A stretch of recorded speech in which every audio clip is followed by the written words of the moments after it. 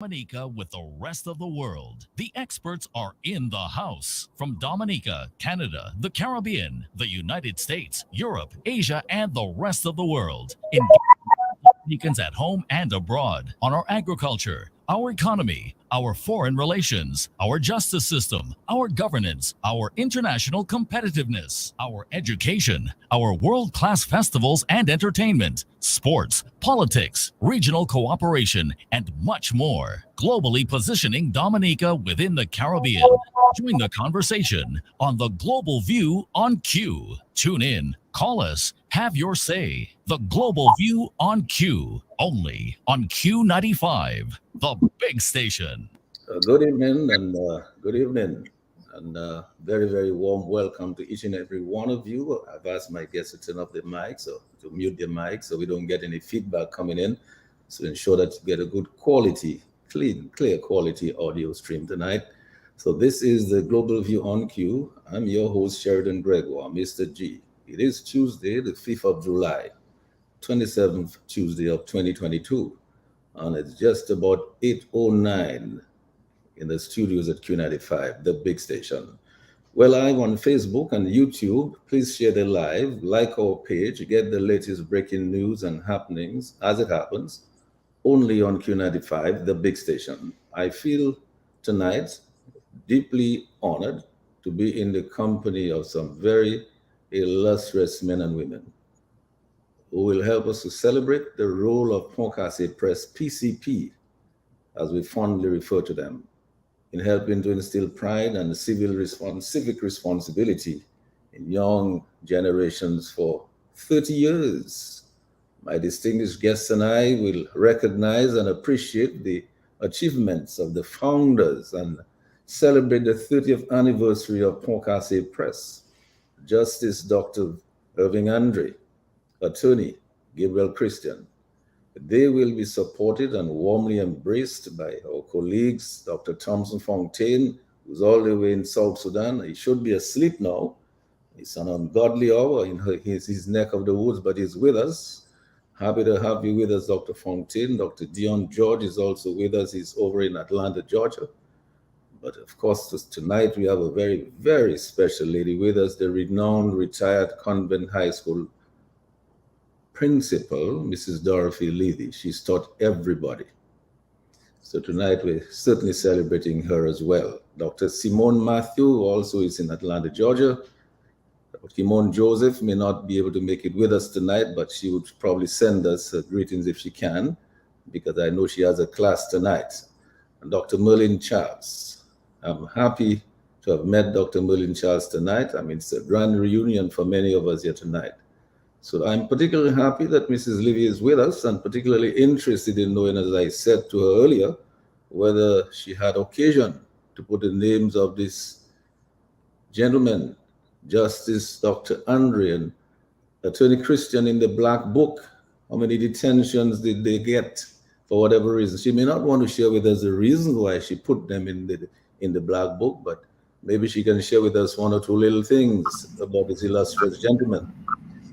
All right, so it is in fact the 23rd Tuesday, 2022. Somebody's mic is on. If you could turn it off. Oh, I just put mine on. I'd certainly appreciate, so that sounds a lot better now. And so we're reviving the spirit of graciousness, as we always do on this show. I love the peace, the prosperity, and unity among our Dominican, Caninago, and Afro-Caribbean people. I have to remind you, tonight is a very special night. It's a special edition of the Global View, because we are, in fact, the topic that we have tonight is the role of Casse Press in helping to instill pride and civic responsibility in young generations for 30 years. Quite a feat, isn't it? So I say a very pleasant good evening to each and every one of you, my distinguished and esteemed colleagues who are on the panel tonight. Each of you is a giant in your own works. And those of you who are watching or listening on some device at home or on your phones, wherever you are, I thank you so much for taking the time from your busy schedule. You know you could have been doing something else, so and have some other responsibilities. Thanks for being with Justice Dr. Irving Andre and Attorney Gabriel Christian tonight on this, I would say, this happy, auspicious, momentous occasion of the anniversary of this giant institution that they had the foresight to establish some 30 years ago against all odds. And I'm sure that we are all delighted that it is still going very strong. I wonder how old were they when they started this project. Dr. Andre will tell us. Can you imagine so many young people today might want to do the same thing at their age? So we have role models there that we can look at for that. So here are some themes for our celebration tonight. I mean, I'm sure that Dr. Andre and Attorney Gabriel Christian will tell us something about the genesis of Casse Press. He'll tell us some of what they're doing to document our history, denouncing divisiveness and vilification and victimization and violence and crime and corruption, all the things that our society does not need, and knowing the history of our nation, reclaiming our past, capturing the role of literature, of creative arts. Of course, we cannot forget all the work that is being done by all the writers. I'm sure they're capturing the writers of Calypso and Calypso and Bouillon, traditional Creole culture, Creole cuisine and Creole language in our development mission. I'm sure that they're doing their utmost to capture all of that. Charting a course for the future based on the heroic historical struggles of our people that came before us. Revisiting introspection via the written word as a key topic, as a key to civic duty, education, innovation, healthy debates, patriotism, and innovation. Some might say a rebuke. Their works is a rebuke of Sir Naipaul, of Naipaul's critique, that nothing is created in the West Indies, unless, of course, Casse is the exception that he was referring to. The importance of showing that our people are deserving of recognition, or deep-rooted connections with our Dominicans overseas. You know, we like to fondly call them our diaspora.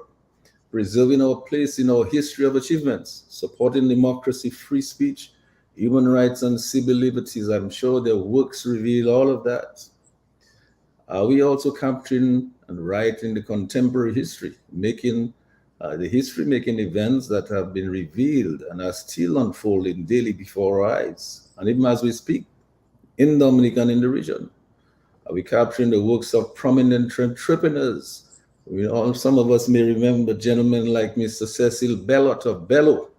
That was a major institution there. Blows Agro Products, founders of essential oils industries such as Bay Oil, Vectivest, Scrupine Oils, and Aloes and Watchet, as we call it. So many entrepreneurs in the Kalinago territory who have produced such fine works. And I'm pretty sure that our writers are capturing some of that. So Justice Dr. Irving Andre and Attorney Gabriel Christian, I'm sure will help us unravel some of those imperatives and consequential issues and themes.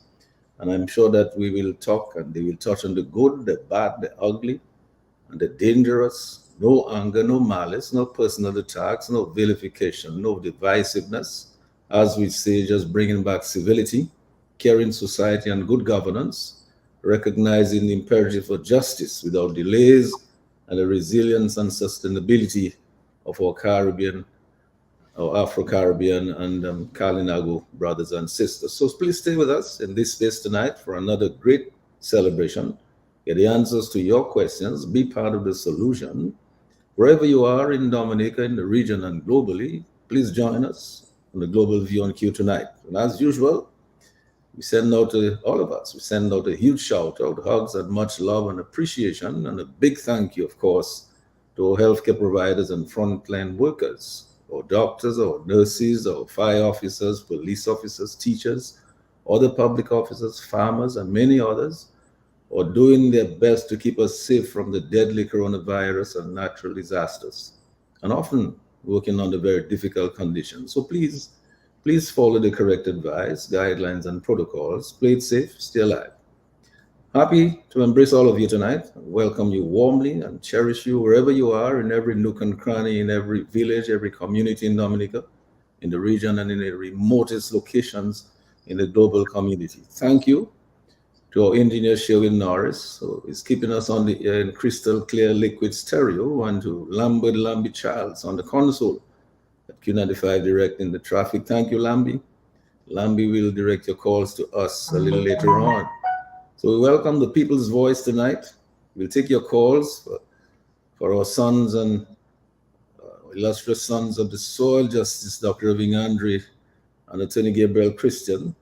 So let me just get started here. I've said enough, said too much in matter of fact. So I go first to Justice Dr. Irving Andre to get the conversation started. And I'm sure he'll just unmute his mic as we recognize and appreciate the role of Casse Press, PCP, in helping instill pride and civic responsibility in the young generations for 30 years and counting, hopefully continuing to do so for many more years to come. Thank you so much, Dr. Andre and Attorney Gabriel Christian. And I yield over to you now, Dr. Andre. Thank you very much, Mr. G. And let me say good evening to your listeners. Let me say good evening to our wonderful panelists. Let me just start by saying that this is obviously the day that the Lord has made. You started your initial foray into this topic by saying that Dr. Gebu and I will be warmly embraced by the panelists. I think the opposite is true. We warmly embrace them.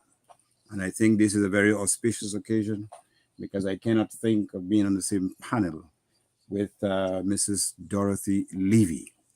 And I will start, I think it's appropriate because certainly at the Sixth Form College, she taught me English literature and poetry in particular. And I will start, I think it's quite appropriate perhaps to start with parts of a poem. It's a famous poem. It's called The Gray's Elegy in a Country Churchyard.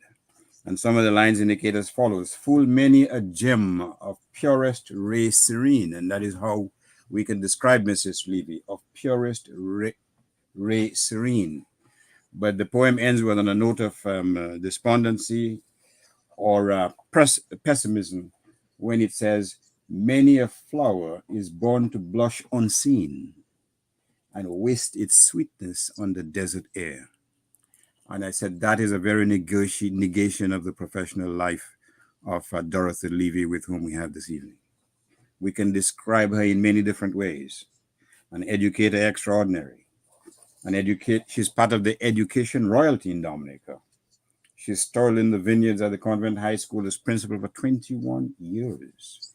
She toiled at the Sixth Form College without being paid, although she was holding down 2 jobs. She was not being paid to teach at the Sixth Form College. Need I say that she was an island scholar? Need I say, and I stand to be corrected, she actually studied at the University of Toronto? Need I say that she was a distinguished educator, a writer, a humanitarian, someone, quite frankly, we should place on a pedestal and give her all the praises that we can muster. And then among the number of panelists we have here, which panel, Mr. G, have you assembled where you can see that one of your panelists taught at least 4 or 5 of the other panelists? Starting with the babyface Gabriel Christian, going on to Simone Matthew, professor of psychology. Mr. Thompson Fontaine, you may have been too young to have been taught by Mrs. Levy. Dion George, another of her students. Dr. Merlin Charles, the pride of Trafalgar, an adjunct professor at the York University in Toronto and also of the University of Toronto. Her specialty is French. So if I say Comauye, she might correct me and say that is patois, that is not French. But that's fine. I'll take the rebuke, as I probably deserve. But Casse Press. I should say that although officially we produced our first book in 1992, but the genesis of Casse Press started very much earlier. It started for me not at the Sixth Form College, although the impetus was nursed and birthed at the Dominica Grammar School. It started when I had to confront, when as a student doing literature, history, and economics, I had to forage literally for works to enable me to produce responses that reflect the standard, the advanced level standard, which would have enabled me to pass the advanced Cambridge examinations. And I certainly had to go to the convent high school with hat in hand, seeking access to some of their works. I certainly had to do so at the public library and other venues. And it is only when I blundered into the University of the West Indies in Jamaica, and I saw the wealth of materials which enabled me to perform fairly credibly, that I could appreciate the shortcomings which people like Mrs. Levy had to contend with in trying to teach her students the rudiments of advanced or literature at the advanced level. So we owe her a tremendous debt. And so, as I also should indicate there are other teachers, Henry Volney, for example, history, European, Dr. Bully, again, also literature. And at least I was able to appreciate the intricacies of the language, and I was able to appreciate the rudiments of critical analysis to enable me to go on to the next level. And that foundation was built by people like Dorothy Levy. But after I left Dominica, by happenstance, Gabriel Christian, with whom I had an association with, although he's younger, frankly, we were involved in some little political activism. We were involved in writing. We produced a journal. We cut our teeth in that type of activity in the mid-70s. But suffice it to say, after leaving UWI in 81, I went to Johns Hopkins to do an advanced degree in history. And by then, Gabriel was in Washington. He was working on either his law degree or he's finishing his first degree at Georgetown University. And the flames which had been ignited at the Sixth Form College continued to burn or fuel our passion for writing. Because one of the things I had to contend with was the literal, virtual absence of books on Dominica or even on the West Indies. Although there were some history books, the making of the West Indies, and some other texts and so on, but these were few and far between. And we felt that perhaps at some point we should take up the mantle in the 80s. That is the decision we made, to at least do a work on Dominican history, modern history. And so every month end, we would assemble at the Library of Congress in Washington, and we would go through books, any books, all books on Dominica or the West Indies, copying papers the old-fashioned way, photocopying machine and so on. And then when we had amassed a fairly significant collection of works and armed with our own personal knowledge as to what happens on the ground in Dominica, we made a decision to write our first book on about 1991-92 called In Search of Eden. That's what we end called. We summoned or we sent letters to some of our compatriots, inviting them to submit a chapter or two. And suffice it to say that the response was lukewarm. And then we made a decision that this project is too large, it's too important to be thrown by the wayside. And so we devised the book. We set up a number of chapters. I asked Gabriel to write on these topics. I will write on the others. And that is basically what we set out to do. We set ourselves a timetable and we pushed it, aided and abetted by our spouses at the time. And suffice it to say, with that work, with obviously good health and with a determination to reduce to writing what we had researched. And I should indicate on the side, parenthetically, that one of the inspirations was a book written by a fellow called Basil Davidson, I believe his name is. Dominica, I think it was published in 1970. And he said there will be no indigenous Dominican literature because patois is a brake on the intellectual development of Dominicans. And we felt that that was a very Eurocentric, backward perspective. And we felt that we had to make our modest contribution. And I'm proud and happy that we did so. Since then, 1992, I think, I'm not even sure of the number, but I think it probably amounts to about 40 books we've produced. Many of them we've written. Others we published and we edited on behalf of other persons. Our books cover the gamut from historical information, economics, literature, history, biography, and political commentary.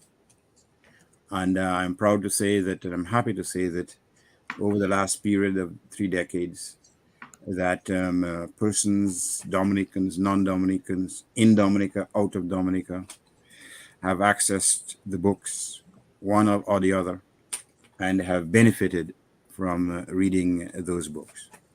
Some have been more controversial than others. Some readers have taken a different perspective. But that is the very nature of intellectual inquiry. There will always be those who will say you got it wrong or that is the right interpretation. But what I always say to those who maintain that perspective, I say to them, don't wait too long to write your own. Share your own views. The one thing you cannot do is to sit on the sidelines, if I may borrow that famous line or lines of Otis Redding, sitting on the dock of the bay while life just travels by. You're not a spectator, you should be a participant. So this is the challenge we've thrown out to persons who've sought our counsel, who've sought our assistance, whatever it is.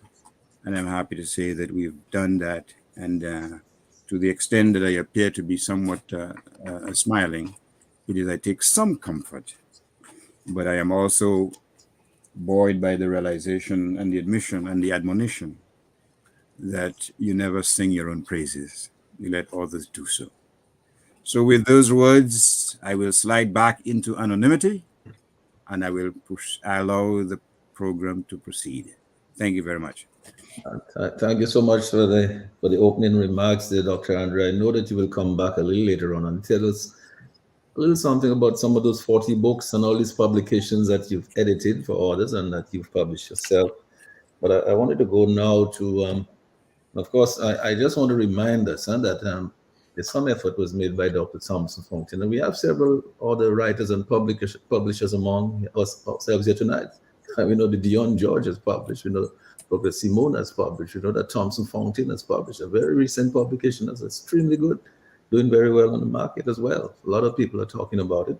So I wanted to go over to Attorney Gabriel Christian, who was the other kid on the beach at that time with Dr. Irving Andre, and tell us all about how the beginning, Gabriel, and where you are now, and what are the plans going forward. A pleasant good evening to you, Brother G. To you too. A pleasant good evening to our beloved Dorothy Levy. I just want to say the importance of this exercise for us is inspired by a deep love for our country, an abiding love for those who taught us, like Miss Levy, for our wives who, I know Kathy may be close to Irving, she should be hearing me, and certainly Joan. They were the silent witnesses to the arduous task, but also provided the essential scaffolding for any successes that we had. So I want to say it's an honor and privilege to be in the presence of Brother Lambie, Brother G, Brother Dion, Brother Thompson, Sister Simone, Sister Charles, who I just met. Congratulations on your achievements. I'm always proud. I always tell people that for a small country, we, in way of human resource competence, we have produced much. And a lot of that, or much of that, is owed to the illustrious teachers that we were very fortunate to have had. Like Dorothy Levy, Hubert Charles, had Mr. Volney, Josephine Joseph, Alwyn Bully, and many, many others.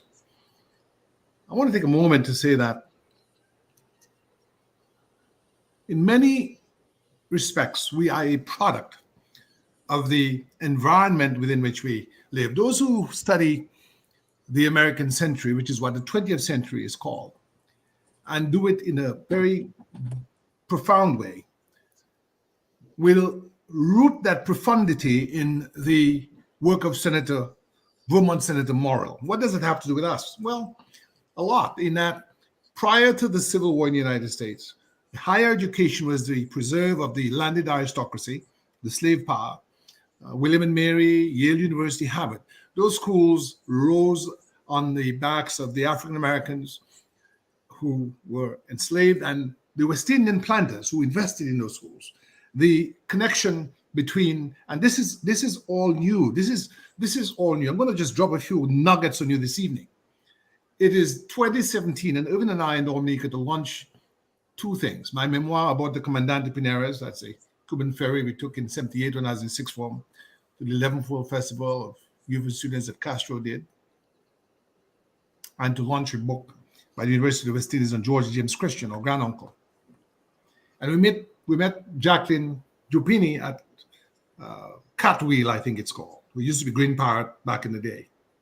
And Jackie Dupini shows us a logbook of Dominican newspapers. I think it's a Dominican Chronicle, because years ago, Dominican Chronicle before the one owned by the church, from 1820s. 1820s. On the right column of the newspaper, above an ad for a runaway slave from a Miss Pinado Roseau. The Pinard name is well known. And they all have that sort of cartoon figure of the slave running with a knapsack on his back and a stick. It says, to all the bakers of Roseau, you are notified that we've just received the latest shipment of the finest Baltimore flour. Where I sit, I'm 40 miles from Baltimore. That's where Irving studied at Johns Hopkins. That is where I took the bar exam. On the left column, it goes on to say, we've just received from Dr. Simmons or Caldwell of Bladensburg, Maryland, the latest stomach elixir for the most difficult stomach ailments.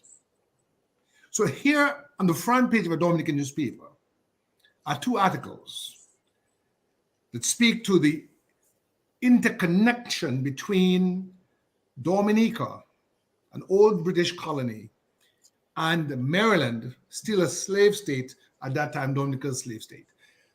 It is those sorts of nuggets that our prodigious effort over years have unearthed to show, and as I recognize my brother, Dr. Fontaine, if I missed you, I did not intend to, his recent work on the Maroons is a spectacular demonstration of that, in that so much of the material, the original source material that he utilized came from U.S., I see Thompson is smiling, came from U.S. newspapers, right?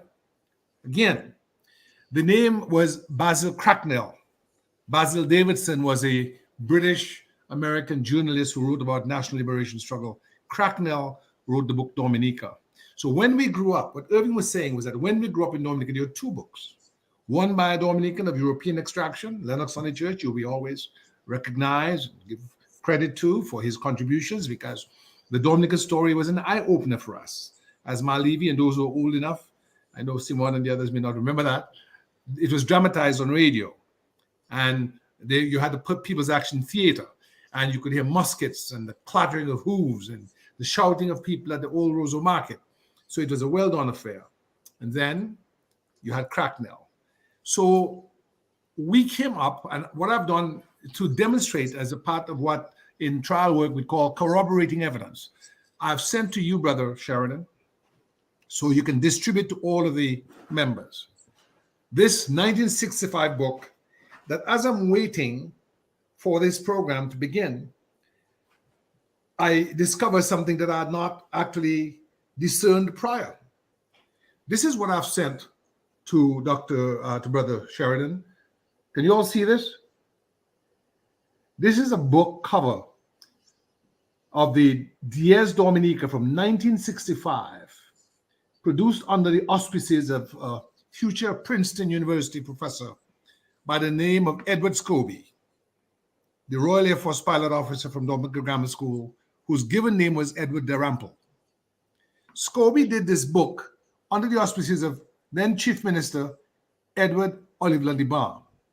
And what I discovered at the back of this book just this evening, and I scanned it at my office, and I sent it to Brother Sheridan, he can send it to all of you by WhatsApp, is at the back of the book it says, and I quote, Dominica Day Sound. So this is Dominica Day 1965. So in my time, I remember on National Day, and then it became Independence Day, it says Dominica Day Sound, parentheses, the prize winner in a government-sponsored competition for a national song held as part of the special celebration of Discovery Day 1965.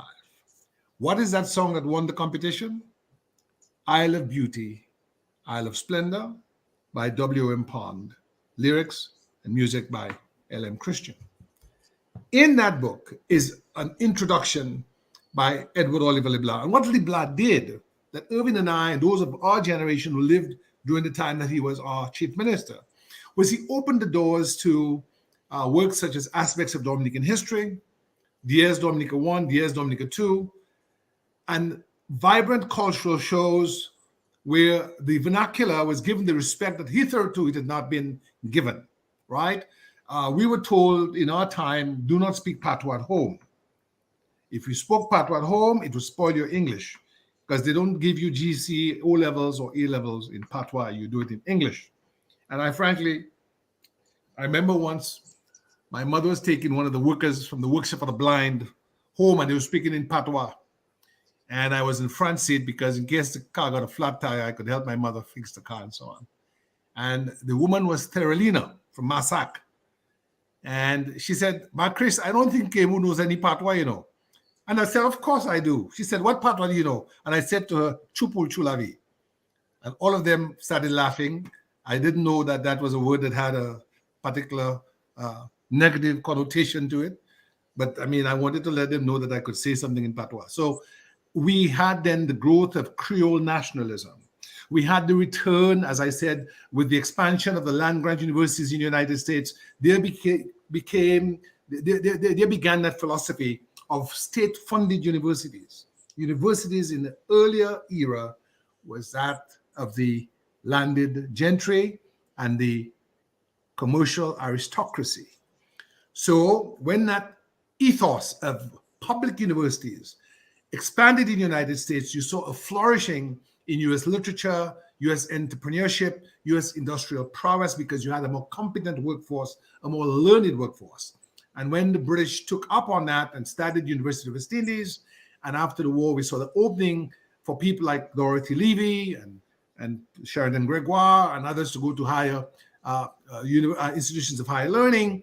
You saw a concomitant sort of development of the intellectual nourishing and crafting of distant voices which hitherto had been suppressed by the imperatives of class and color in what was a former slave state, now being enriched by that Creole nationalism and that search for independence of which we were part. As Irving rightly said, we did not develop in a vacuum. We met, frankly, and became friends at the small research section of the Roseau Public Library.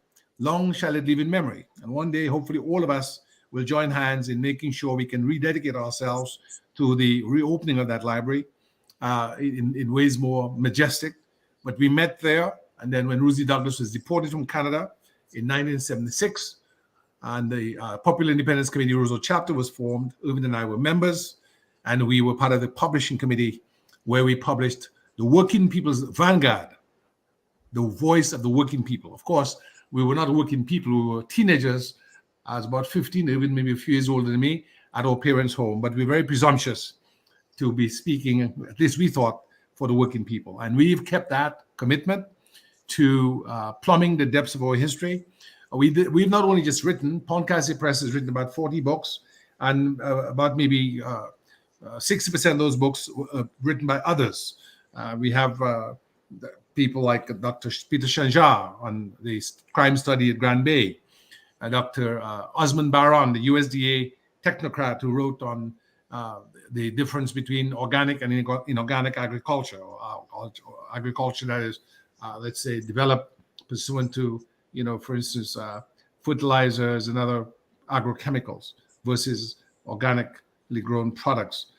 You had a Nigerian pastor, Peter Effiam, who was an associate of the Dominican mathematician from Convent Avenel Christian, who wrote a book on religion.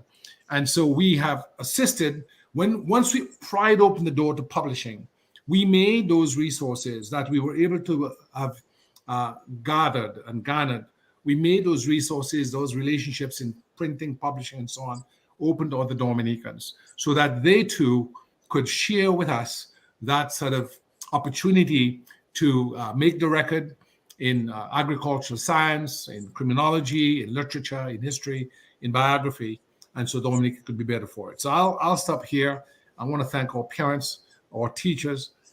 My Auntie Floss, who is my old mixed infant school teacher, will be 100 years in September. She's still alive, and she uh, uh, was one of those persons. And I remember Dr. Wells of Christian, who told me to put in Shorebed Cecilia for 1982 literature competition. One of the greatest fears that a writer has is of rejection. And I never wanted to put it in. I thought I would lose. And of course, I got first prize that year for short story and second prize for poetry. And so we have lost our fear. We've regained the voice of our long suppressed ancestors. We've aided other Dominicans in finding that voice. I want to thank my brother Irving for being a stellar leader, to have been a role model. And I'll close by saying, when you'd call and say that, have you done your essays yet? I'd tell my wife to tell Irving I'm not there. And Irving would say, my wife would go and tell Irving, Gabriel says he's not there. So that was that. And that was not successful. So thank you, Irving. Thank you, everyone. And God bless all those who assisted in this journey. And we thank God for this opportunity to have made our contribution to the onward march of our civilization. Well, yes, and Gabriel, thanks so much for that. We had lost Mrs. Levy for a short while, but I see that she's back with us now. Mrs. Levy, I hope that you can hear us. If you turn on your mic, let me make sure that we can hear you. Yes, actually, I had to go to get a charger for my computer, and Oh. because I just lost the charge so quickly. I had charged it up before, so I had to be out for a while. You see, So here's what it is. so I really want to congratulate Irvin and Gabriel. I mean, honestly, you could not have asked for better students who were determined, who were persistent, so much so that when the lack of material, the lack of resources was mentioned, I mean, it never occurred to me at any point to feel disgruntled or to feel that perhaps I should go on strike because government was not paying or providing books. When you had such students who were so, I mean, proved to be so capable and who were so interested in their work, and I could not do less than also go along with them. So it was really, I mean, I really enjoyed teaching. I enjoyed teaching literature, enjoyed having such gifted students who really have become now so useful to the rest of the community by what they do.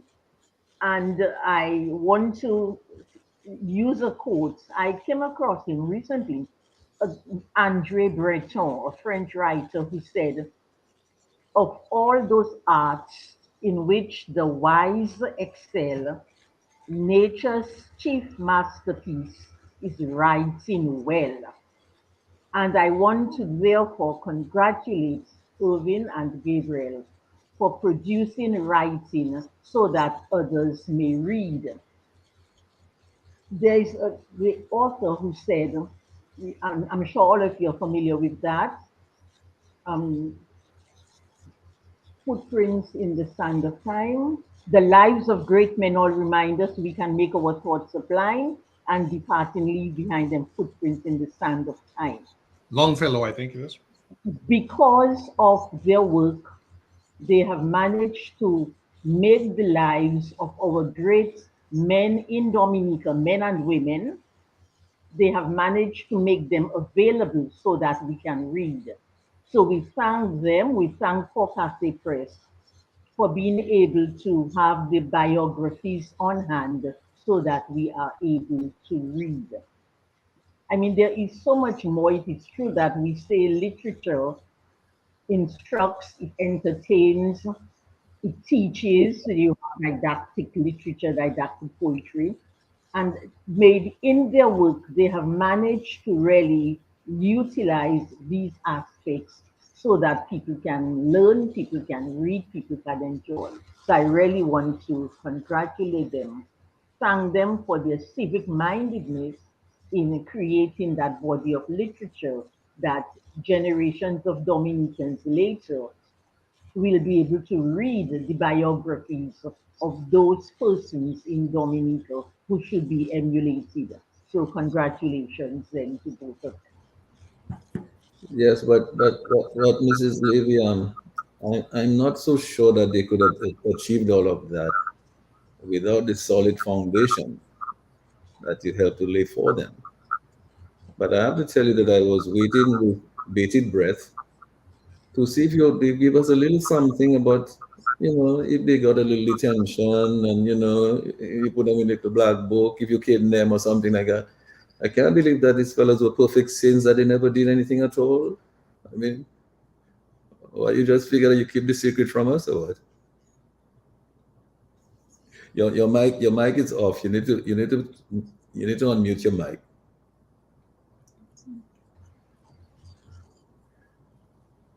I shows, then yes, it shows the discipline that if they wanted to be wayward boys, if they wanted to play cowards, that they did it away from the classroom. so so we congratulate them for that too, that they were that disciplined. But seriously, though, it really is an honor to be on the program with them, and I really am proud of their achievements, and I really wish them continued success and long life and everything because they are really proving their weight, doing whatever that they want to do to help Dominica. Yeah, but thank you so much, Mrs. Levy, for not just for what you've said now, but for all that you've done. You've done so much. I mean, you've taught so many people and you taught them well. Many of them have, moved forward and become what they become today. And really and truly, we really have to celebrate you tonight for producing such illustrious sons and daughters. And I'm pretty sure that as Dr. Simone will help us a little later on to acknowledge the folks that are on Facebook and are listening to us and following and making their comments. And they're all celebrating you as well as Dr. Irving Andre and Tony Gabriel Christian. We're celebrating you as well. Everybody's so happy to hear from you. Everybody happy to know that you're okay and you're here on with us. I feel particularly honored to be on this platform with you, frankly. I mean, you become a legend in your own right in Dominica. I mean, who can talk about education in Dominica without talking Mrs. Dorothy Lee and that famous convent high school? You need to unmute your mic, yeah. Sure, and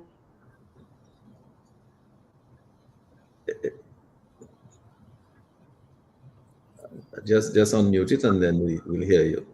okay, yes, Right. okay. Yes, I mean, literature, and that really is my passion. And I think of, literature, the effects on people, what it does. I mean, you just have a body of, that is why we say, I mean, well, the scripture says, in the beginning was the word.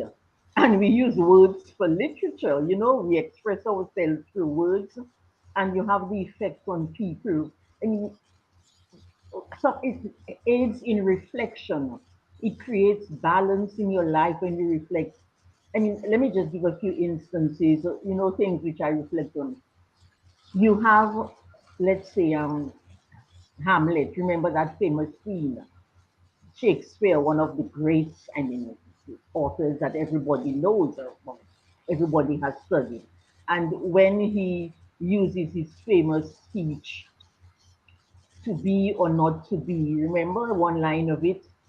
Does conscience does make cowards of us all. He is afraid to act, and he gives all kinds of reasons why he should not avenge his father's murder. And he ends up by saying, conscience does make cowards of us all. And I mean, it makes us reflect on life because literature, good literature, shows us really who we are. It holds up to the light all our faults, our, you know, judgments, whatever we do. And that was one aspect, that Shakespeare used. So when we think too much, if we are always looking at the ideal and afraid to act, if we look at it's true, we should be balanced in our view. But when we go to the extreme and we become almost obsessed with it, then we are afraid to act. We cannot act. That is one point of view. On the other hand, you have the balance when Shakespeare uses another play where in Henry V, where he says, discretion is the better part of valor. You shouldn't always just rush in. You have to have first look at the situation, have a balanced view. So all of those, instances, sometimes they come to me and I reflect on them. For example, take for example what we're having now.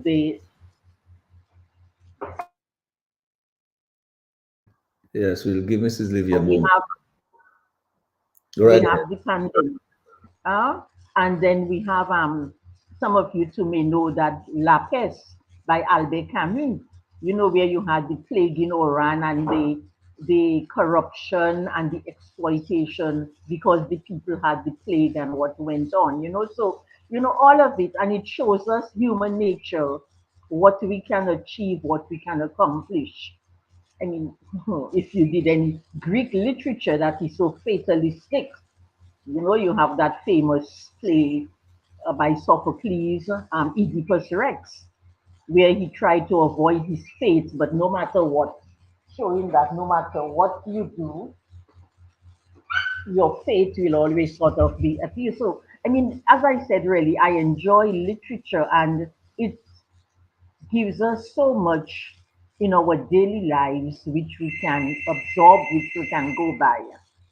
So, thank you. Let me just. Yes, hello, good evening. Hello, hello. I hope Yes, hello. somebody can turn off Mrs. Livy's mic while she's taking a call.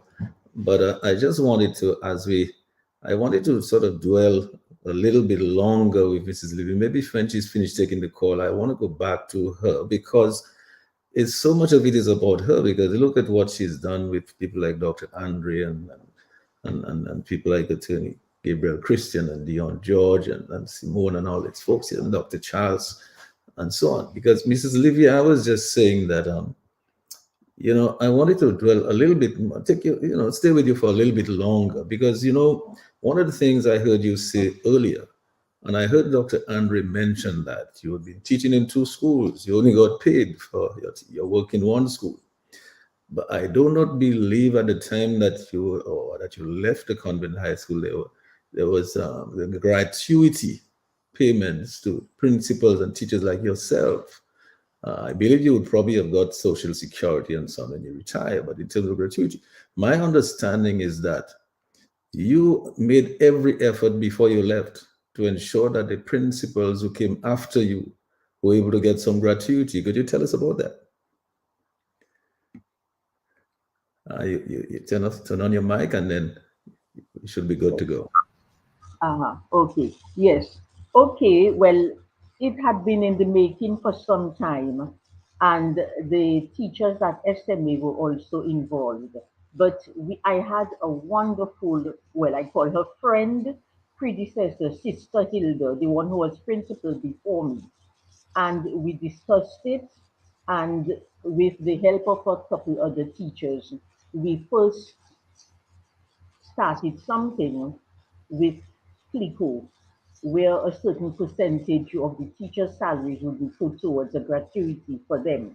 But you see, that would have had to remain there for a number of years in order to, if you want to call it, to bear interest.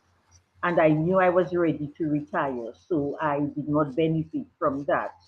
Okay, so the teachers now, they do have something in place for them. But at the time when I taught, sixth form, remember, used to be part of the high school until many years after when the sixth form college was formed.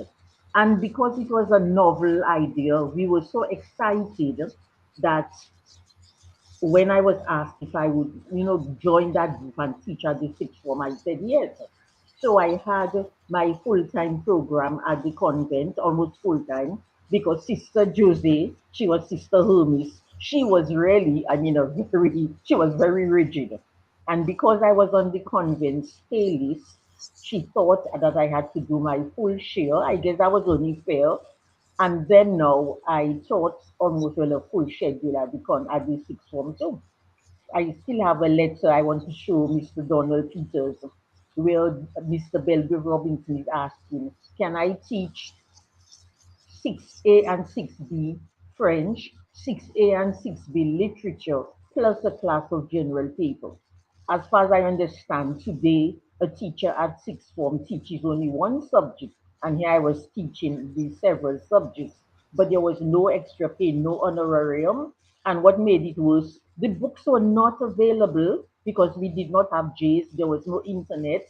So I would ask my friends with whom I studied at the University of Toronto. I still keep in touch with them. I would ask them, please send me the books. So I would get these Coles books. I'm sure you're familiar with, if it still exists, Coles books for in Canada. I would get the books from them that they would send me. Sometimes they would say, okay, forget about payment. Other times I would have to just pay from my own. But again, as I said, because I wanted the students to get the course done. I didn't think of, stalling or maybe wasting time. I just wanted us to get on with what we were doing. Well, we thank you so much for all of the good works that you've done and all of what you've achieved. One of those days, I think you will get the due recognition that you so richly deserve. But I want to go over to Dr. Merlin Charles because I'm sure she's one of the beneficiaries of your great teachings. Dr. Charles, you're here tonight because I know you want to help us to celebrate the Casse Press and the works of Dr. Irving Andre and Attorney Gabriel Christian. I'm not too sure that if you've published any works. If you did, you might want to tell us about it as you take the stage. But certainly, I want to open the mics to you so you can make your contribution here tonight. Over to you, Dr. Charles. Thank you so much. Can everybody hear me okay? Very, very well. Yeah? Okay.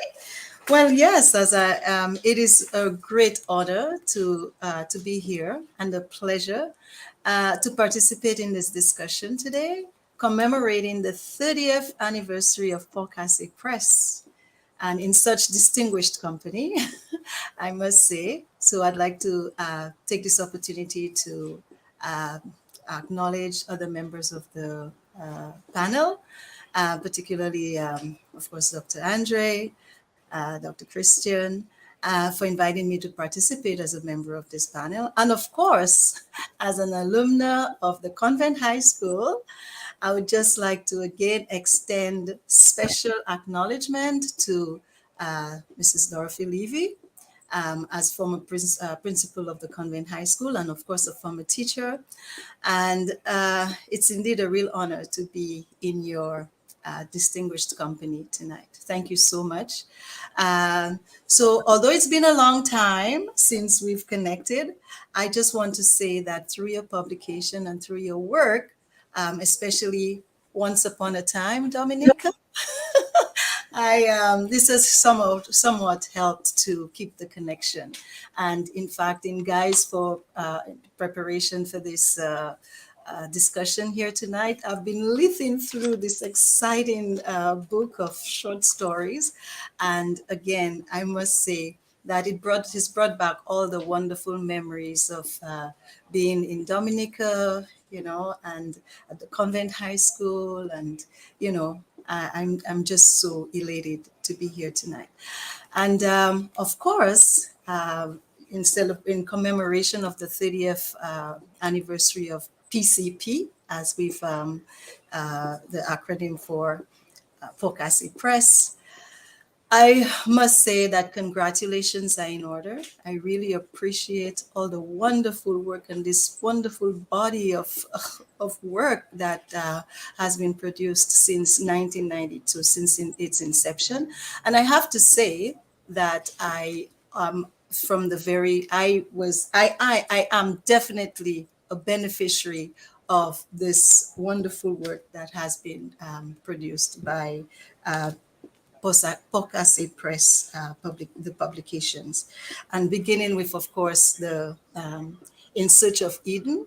And there's so many beautiful things I'd like to say about Casse Press. I just know, in fact, in 1992, was also the occasion of when I actually came to Canada for the first time. So, and so 30 years, this have been 30 beautiful years. 30 years is definitely a milestone from in so many ways. Now, as I was saying, there's several factors that have contributed to my appreciation of Casse Press, and this can be discussed in several different perspectives, from a personal point of view, professional, cultural, historical, and so personally, as an avid reader, I do actually have a passion for reading, which of course was born, which from my attendance at Convent High School, and of course, as I've already mentioned, for having teachers like Mrs. Levy, who really that was the catalyst for my interest in literature and reading, and you know academia and everything else associated with it. So as Sheridan has so rightly pointed out, this is where it was all born. So in fact, it's when I did see Mrs. Levy's name on the panel, I was like, oh, so in such awe of like what a wonderful, I guess, experience this is going to be for all of us here tonight. So again, thank you so much.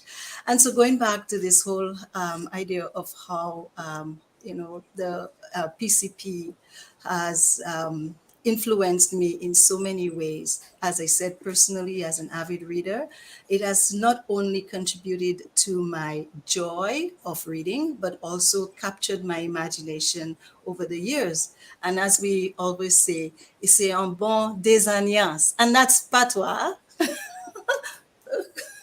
Irvin. Alors, so yeah, un bon désagnance.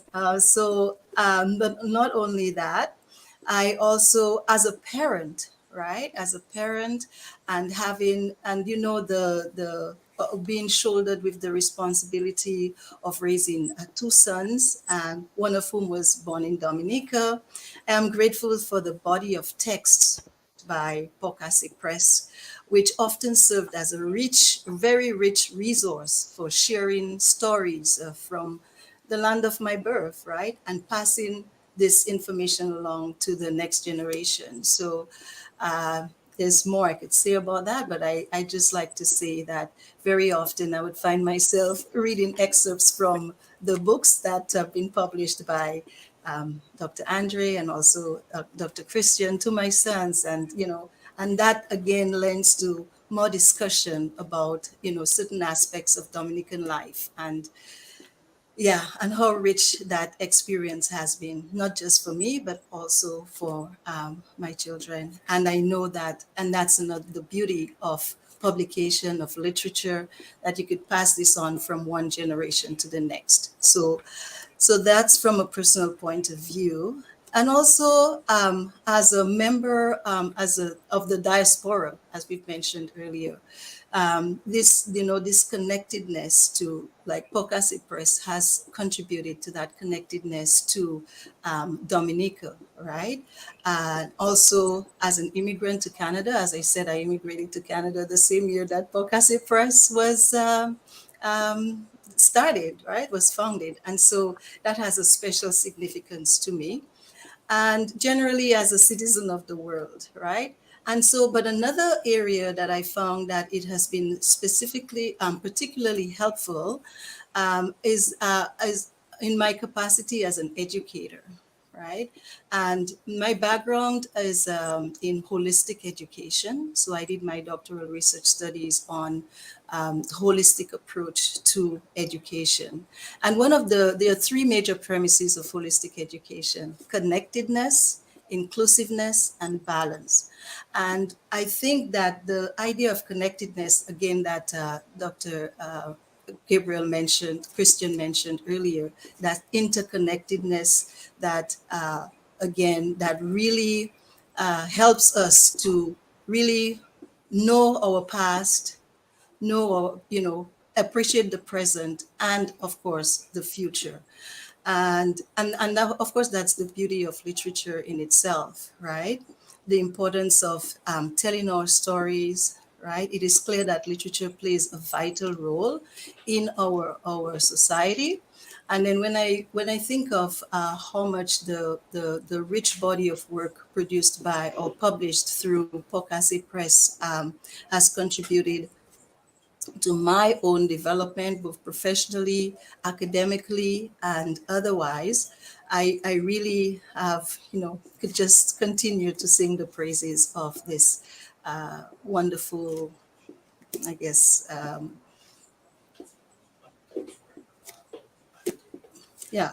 Okay. And also going back to the whole idea of holistic education, the idea of connectedness, right? So knowing that the books that have been published by Casse Press have helped me to maintain that connectedness with Dominica, right? Especially having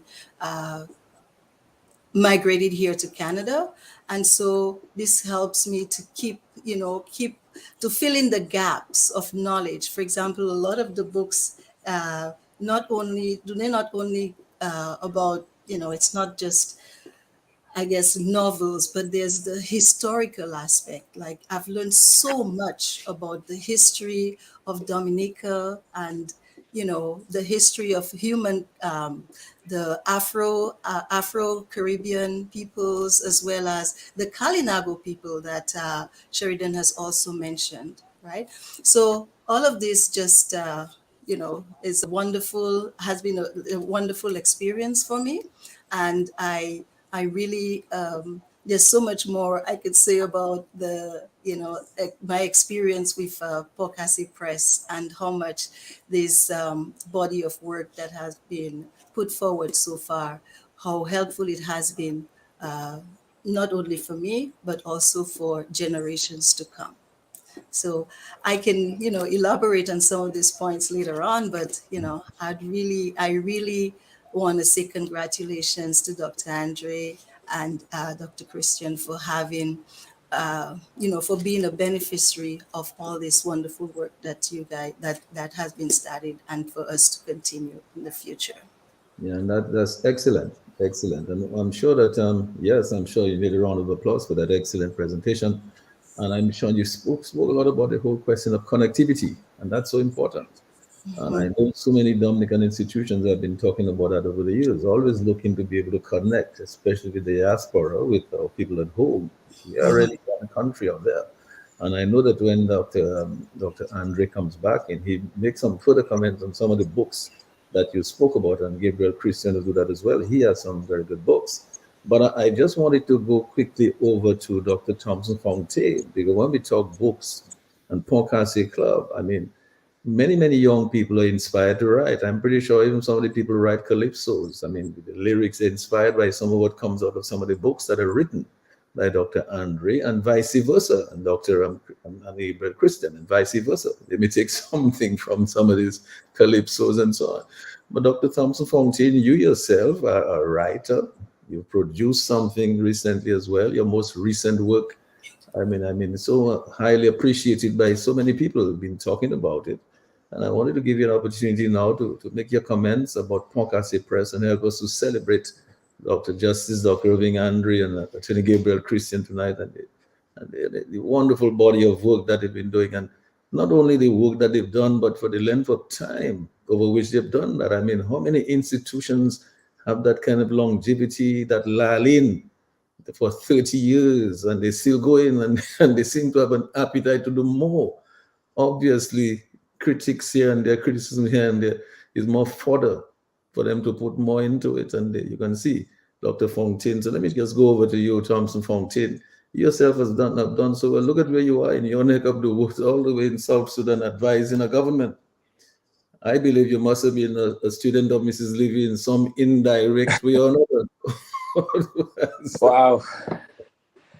Yeah, man, I've never been happier to be awake at 3:30 a.m. in the morning, and I'm just soaking in all of this in, and just want to say congratulations to Dr. Andre and Gabe, for 30 years, man, 30 years of Casse Press, that has become an institution in itself.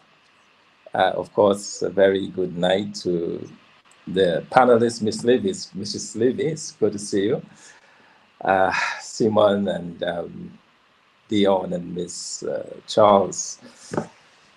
Mr. G, great to be here, man. It's I've been listening very attentively to the interventions of Mrs. Levy and so on. Unfortunately, I never had the opportunity to be taught by Mrs. Levy, but I've benefited from her teaching because I've learned so much from Gabe and Dr. Andre. In fact, they were my inspiration for writing. We belong to DALA, the Dominica Arts and Literary Association.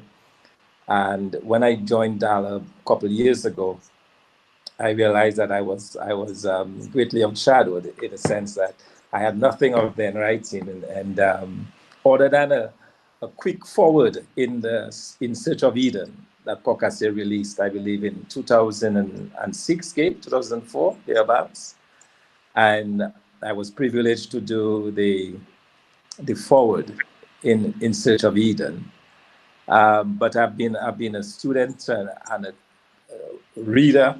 I think I have every single book in my collection that has been produced by these two illustrious Dominican scholars. Rain on the Tin Roof by Gabe. The works of Edward Oliver LeBlanc, Frank Barron. All of the different works. The Fire of 1963. Just the rich history of Dominica that Casse Press has exposed, and sometimes I reflect on the richness of Dominica. I reflect on the tremendous human resource that we are so blessed with. An island a mere 30 miles long by 15 miles across, yet what we have been able to produce, the literary titans we produce, the kinds of works that are out there, and to be celebrating Casse Press tonight is certainly an honor for me. And I could not think of a better place to be, as I said, at 3:30 a.m. in the morning, but to be part of this panel, to be celebrating in this tremendous work. And, it's all about the perseverance, for all of those years, pushing all the works, I have done one book in my life, and the amount of energy and time and effort it has taken. And yet, we have Dr. Andre and Gabe chilling out books like it was yesterday's pastime. So you understand, once you start to do it, you understand the kind of dedication, the endless hours of work, the endless hours of research, the endless burning of the midnight oil that goes on, to get this work done and to leave a legacy. Because in truth and in fact, that's what they're doing. They're leaving a legacy. They're exposing, something of Dominica to the rest of the world. They're exposing everything about Dominica. Yesterday, on the weekend, I was so proud. I was telling all my friends, hey, that's me there, that's us there on television, because here I am in South Sudan watching the way Dominica exposed and the beauty of Dominica, and to hear the commentators gloat over the beauty of the country. And I was so proud to tell my friends, hey, watch that, that's me, that's where I come from, and the wealth, that we have to contribute to the world, and when you think of the works, and I would really like to encourage, the Dominican people. I always complain that Dominicans don't read nearly enough, and we shut ourselves out from so much, so much knowledge, so much that we can learn, out there. And the books are available. All of them are on Amazon, different book sites, on the web. And we really should make better use, I believe, of those works. And Gabe, man, I just want to say how proud I am to have known you guys, and for the tutelage and for the guidance that both you and Dr. Andre have provided over the years, in my own personal and professional development, and just to know, and just to be associated with you guys, and to be here tonight is beyond words, is beyond thankfulness on my part. I'm truly blessed to be part of this discussion tonight, to be part of this, really an encouragement, I believe, to the people of Dominica to embrace us, to embrace ours, to embrace what we give to the world. This is a special gift. This is a special gift that you guys have given to Dominica, and not only to Dominica, because I'm sure that there are scores of non-Dominicans who continuously read your works, who are continuously turned on, from reading the works and getting information, getting knowledge. I like Rain on a Tin Roof because it reminds me so much. It says so much just in the title of the book, for example. It's a mixture of stories, and you could tell that was probably Gabe's first book, I suspect. Just the raw energy, just the way it's written. This collection of stories that portrays Dominican life as we once knew it, and in such a full manner. And Dr. Andre, when he talks the various autobiographies of some of the greats of Dominica, as I said, Yuli Blanc, the politicians, Barron and Rosie Douglas, just everything, and Caribbean glory that has been done by Gabe, and so much information, so much good stuff, man. I just want to encourage Dominicans to get a hold of these works and make good use of it, make good use of it. I wish our children in the high schools and in the primary schools would be more exposed, that these would become compulsory reading for our children. After all, it's about Dominica. It's about us as a people. It's about our evolution. And I think so much more needs to be done by way of literature.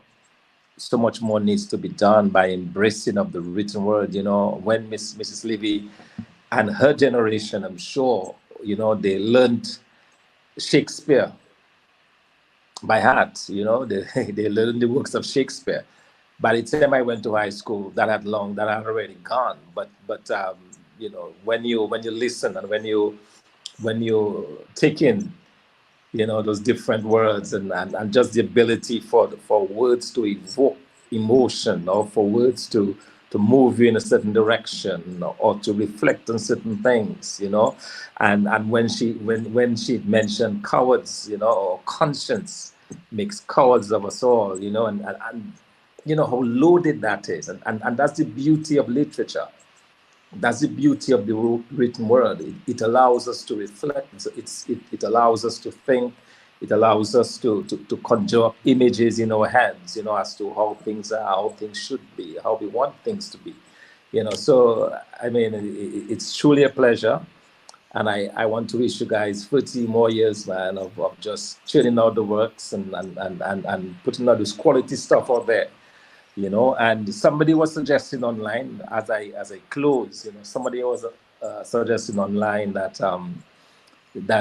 Casse Press should be given the national award this election, not elections. Could tell I'm a budding politician. This independence, and I would certainly concur with that. I would certainly agree that Casse Press should be among those honored. And good luck and thanks. And yeah, let me just take in the vibe. So good. Yes, excellent, Dr. Thompson Fountain. You truly deserve a round of applause for this. I'm really proud to be here tonight to participate. The substance coming out of this, the depth of the discussion and the breadth of it, what it encompasses in terms of literature and what this literature is doing for Dominica. I mean, if you think about it, we're extremely proud of Justice Dr. Irving Andre and Attorney Gabriel Christian. We're just as proud of you and everyone in this panel. You've accomplished much. Very proud of you, Dr. Fountain. Look at where you are. I heard an interview you did with a local radio in South Sudan, where they're addressing you as one of the chief advisors of the government of South Sudan. Son of the soil in Dominica from Grand Fort. and he's out there in South Sudan advising a government, and it is being interviewed by a local radio station. Dr. Irving Andre and Gabriel Christie, you can jump in anytime, because we don't want to restrict you. Whenever you feel like making a comment on anything, just jump in. But as I go over to Dr. Simone Matthew, another illustrious daughter of the soil. Some people come from such humble beginnings, and it just shows that you can be an extraordinary person if you come from just ordinary beginnings. You can become anything that you want to be if you make the effort and persevere and have the discipline and the commitment, and you put the efforts into it. Just like Dr. Irving Andre and Gabriel Creighton for 30 years. 30 years they've been doing this, and I don't see any end in sight. They're just getting going. Dr. Irving Andre is young enough, he can go another 50 more years non-stop. But Dr. Simone, Dr. Andre, you wanted to say something. Well, I was going to read a poem called Espoir Mal Papai, but I'll do that later on in the program. Oh, boy. I don't know who told me to open my big mouth there, But nonetheless, Dr. Simone, as you say what you want to say, and to help us celebrate Casse Press, I'd like you to also acknowledge, because a lot of these people who are listening to us from every nook and cranny, everywhere around the globe, and also just so many people that we have with us on Facebook, many of them are making some very good comments and congratulatory remarks and showing their appreciation. Could you please, as you do that, maybe you might want to reach out to some of those folks and acknowledge some of the comments and the presence. Yes, thank you, Mr. G. And let me just say, I've just been sitting back and just soaking in and enjoying this conversation, because I want to say congratulations to Casse Press, 30 years in the business and still going strong.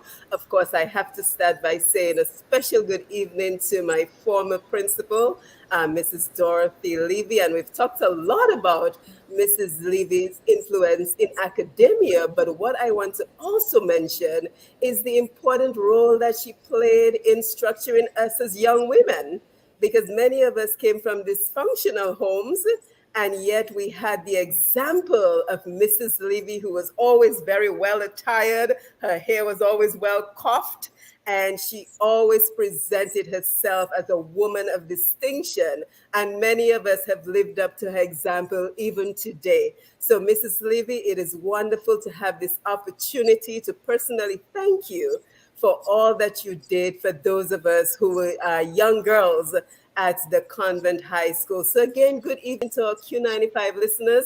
Of course, good evening to our Facebook Live listeners, everyone who's viewing us on Q95 FM radio on Facebook. Michael Alexis, I see you. Herman Flacco. I even saw Dr. Sam Christian. So good evening to everyone who is joining us on the Facebook Live program. Hopefully we'll have an opportunity to come back and revisit with you.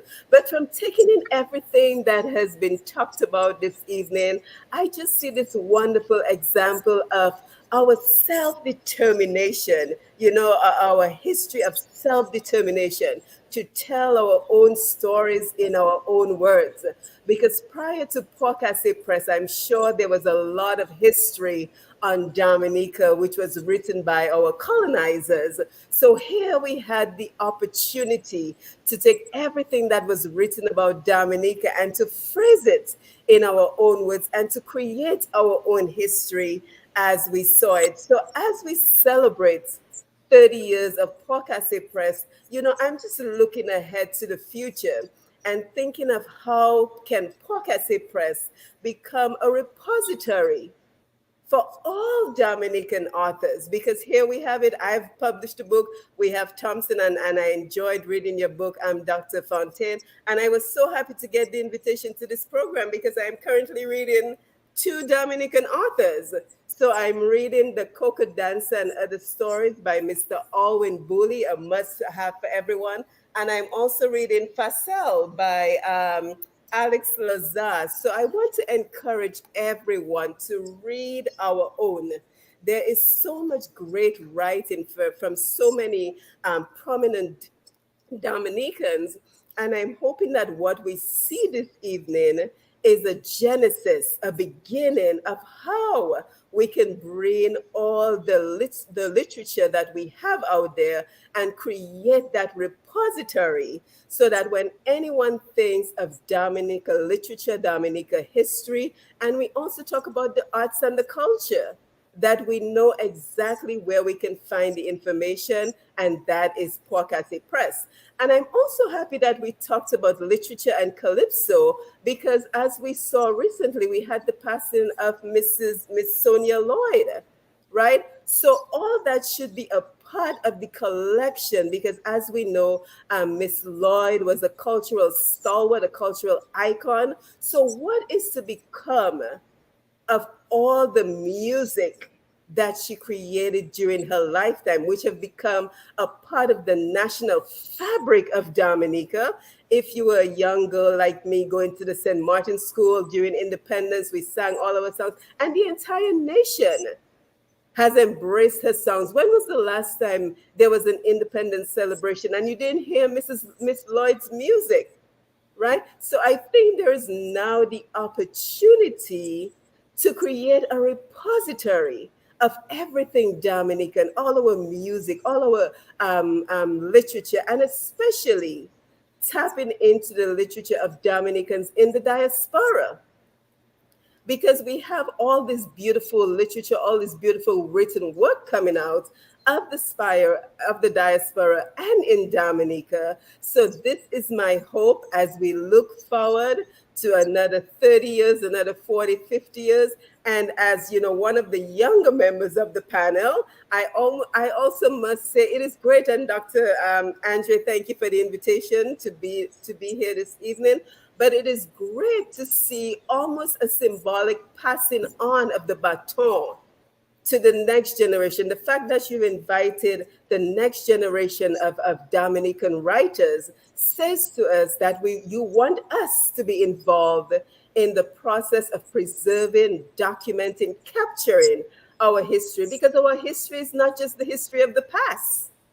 Every day we are creating history. We are creating history each and every day that we're on the face of the earth. So how do we as the next generation, Dion, I'm looking at you, how do we as the next generation take that baton that you're passing on to us, and what do we do with it? Maybe we include the ability to include technology in our arts, the importance of ebooks in many of the books that we have. Where can we find the 40 books that Casse Press has created? Are they available via the e-option? So there's a whole lot of discussion that I can see potentially coming out of this evening's presentation, but it would be very remiss of me if I did not congratulate Dr. Irvin Andre and Gabriel Christian and say thank you for the work that you have done so far. And we look forward to another 30, 40, 50 years of Casse Press. Thank you. Yes, well, thanks so much for that. And I know everybody's looking forward to Casse Press being with us for another 40, 50 years. And many of us will be here to be able to participate and partake of the works that they're going to do. Let's wait and see. But, you know, Dr. Andre, every time somebody speaks, they mention some other things. And Dr. Simone Matthew mentioned, as I did earlier as well. And I know that you are seriously contributing, but you know, you guys are a human. You can't do everything at the same time. You've done so much in 30 years. I mean, other people are supposed to be doing something too. And as I mentioned, there are people like some entrepreneurs we knew that did great things in Dominica, but some people just did not bother to. I remember this man called Ceci Bello. When you have an institution like Bello, became such a wonderful you would have thought that somebody might have written something about that man. You know, so probably his son. I don't know if he has any children. Probably if he has any sons, one of them could have written about it. Well, so I know one of his sons who was a writer, but I think he passed recently. Oh, I see. Okay. Yeah. No, but the point is that, you know, there's so much more to do. There's so much we can write about our cuisine. I mean, when we speak about broth, Dominica broth is nothing easy, you know. So when you think about our cuisine, our crab backs and all those kind of things there, I mean, we all of that we need to write on because people get rich and famous over all these recipes. I went to this place in southern France, in Marseille, and we had something called bouillabaisse. I mean, that was just like our broth. They just put everything in there, and that thing was so great. It reminded me of the broth, but it's a big thing over there. I mean, it's huge. So I just wanted to go over to Dr. Dion George because Dr. George, Dr. Simon Matthew gave us a little segue now into the new platforms that are available for books. Earlier on, Gabriel Christian mentioned the library. And I know he has been really, very keen on ensuring that our library gets back into operation. But I know that you, as Dr. Simon is saying, you're the new generation. I imagine that you would like to see the e-books and see all kind of facilities at the library. And I'm sure you'd like to see a real modern library with all of the works of Casse Press in there, and that all the schools could have access to. They can go there and do their research in various ways.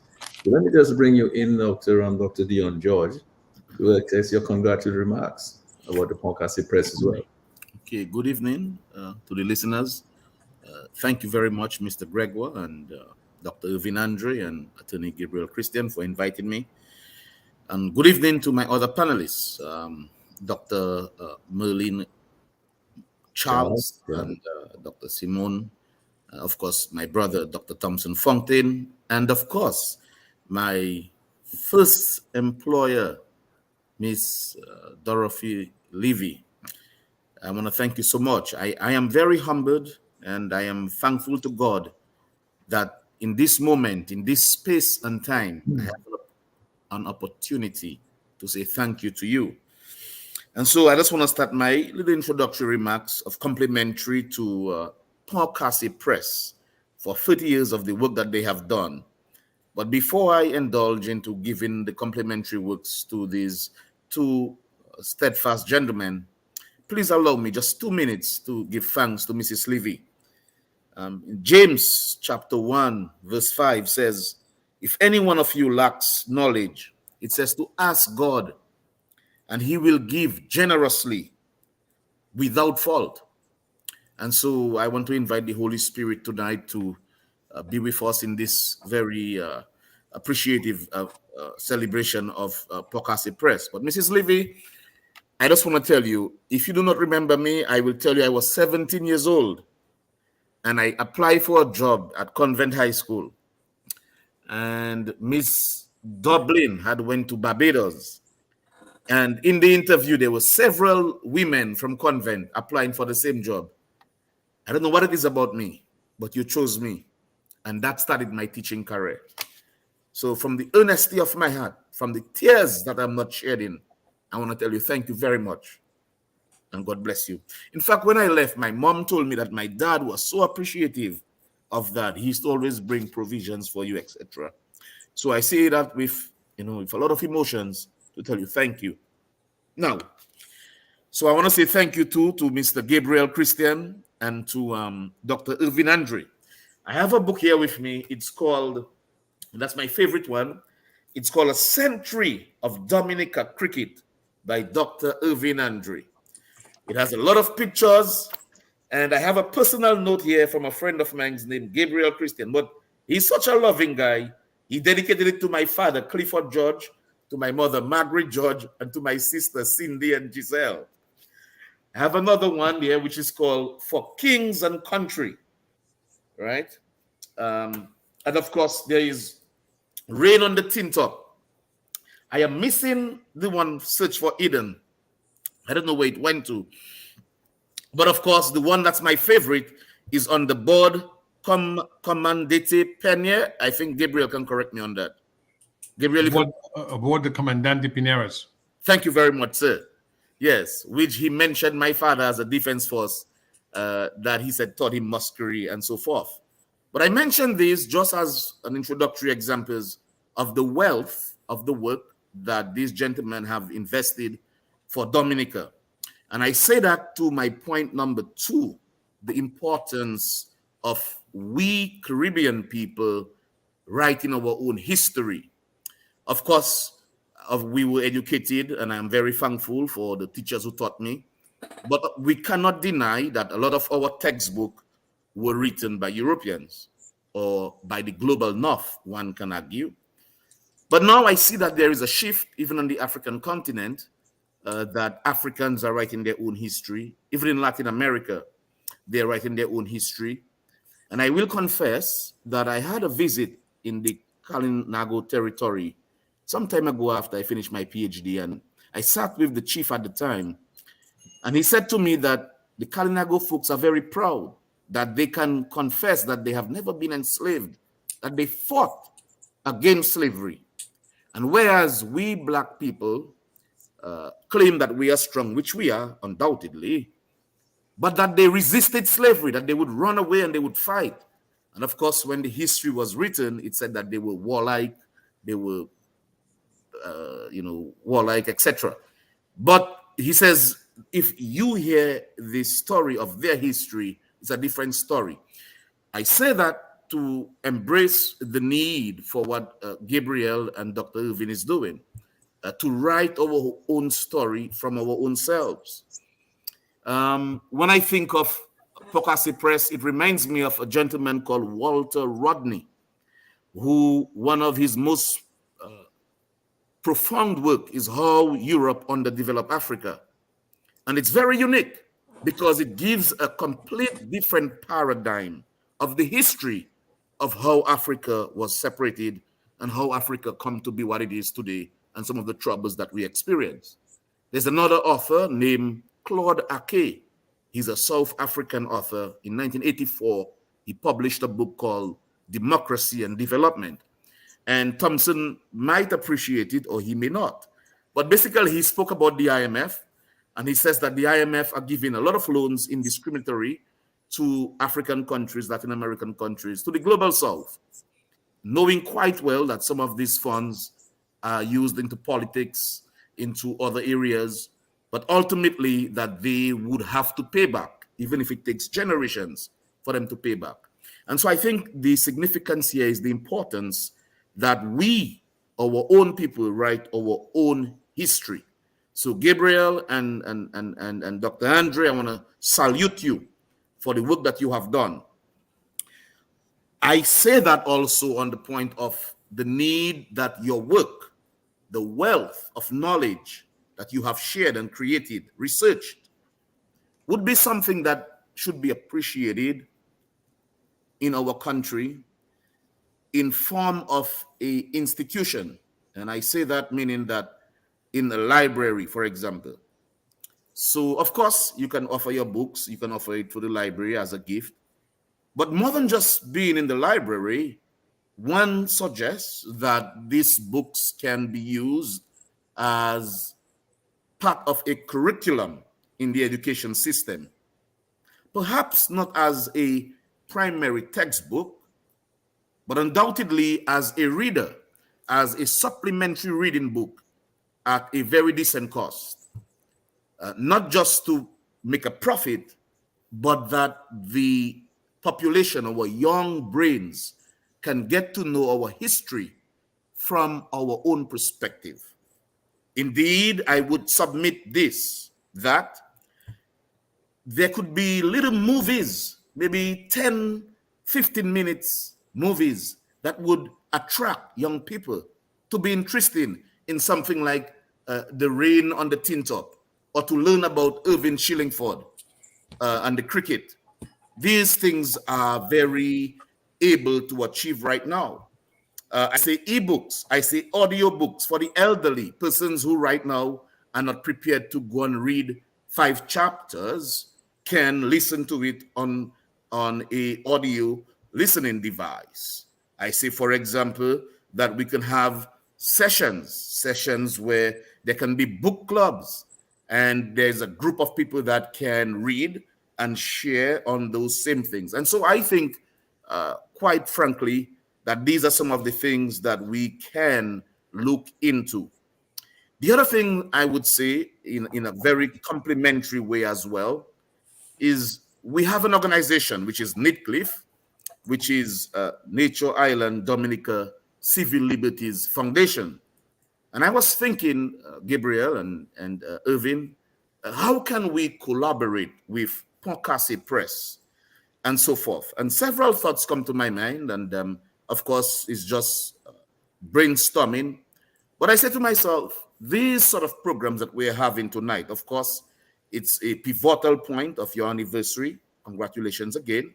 But moving forward, I see no problem why we cannot have a little discussion, maybe on a different program, teaching about writing tips, how to proofread, how to do this, introduce students to something called Grammarly, that there are programs that can do your proofreading, etc., etc.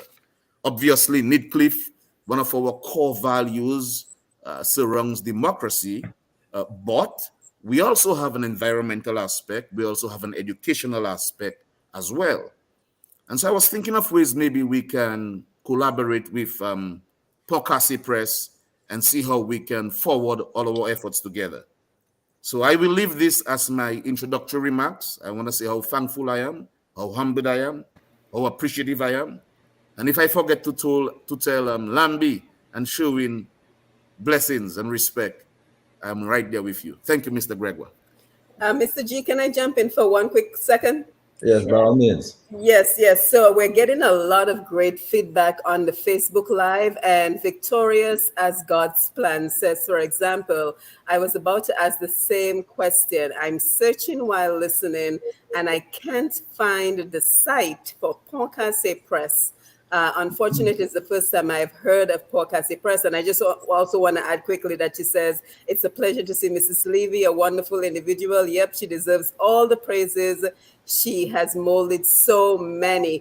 So I think that is going to be a question that will come up a lot this evening. Where can the books be purchased? Is there a central location online or in Dominica? So quickly, Irving is a full-time judge, and I'm busier now at my age than I was 30 years ago. So the site, frankly, since DALA, which is the Dominica Arts and Literary Association, which you belong to, was founded, we felt it best to sort of promote DALA. We've not put the site back up, but for purposes of archiving, we may just merge it into DALA at some point. But the books are available on Amazon, and very soon I'll wait for my senior brother Irving to spring a surprise on our nation and on the audience towards the end of this program. But something spectacular has happened within the past year, and I'll remain mum on that for now. But the Dominica Arts Literary Association, to follow up the point that Brother Dion made, we think would be a good partner with Midcliffe, so that all writers and those who believe in a strong civil society can be involved in a blessed marriage. Yeah, and just one other thing. Is it possible to have a list of all the books so we know what to look for on Amazon? Maybe post a list on the Q95 website so we know what books, the titles of the books, and we can look them up. Yeah, I think that could easily be done in terms of making available a list of the books we've done. We do have lists in various books, quite frankly. And in terms of what Dr. George has indicated, I think that is perhaps where we are moving towards, really, making the works available electronically. I can indicate to you that Gabriel may not mention it, he's a modest gentleman, that both he and I, we've extracted essays, chapters from a few of the books, and we put it online on a program called academia.edu. And I can indicate that I'm pleasantly surprised at the number of persons across the world, for God's sakes, who've shown interest in certain of the books, certain of the book reviews, and who've actually commented from various parts of the world. I mean, it's very encouraging. Gabriel made reference to a recent development. We've just signed a contract a couple of months ago with the University of Toronto, where Merlin has her base. And they will be making all our books available electronically. to their 100,000 student body and staff. And they will be basically on demand or at the request of anyone, make those works available. So that is a development. I can also indicate to you that certainly both Gabo and I, we've been invited to speak to various, whether it's a literary organization. Certainly I've been invited to speak to the organization in Dominica, of writers. I was invited to speak to some folks in Curacao in February of this year concerning a book, British West Indians in Curacao. So there is interest in what we're doing, and we take courage, we take encouragement from those things. I can tell you that also that the book we did on Rosie, as a Montreal professor told me that Rosie doesn't belong to Dominica, he belongs to the world.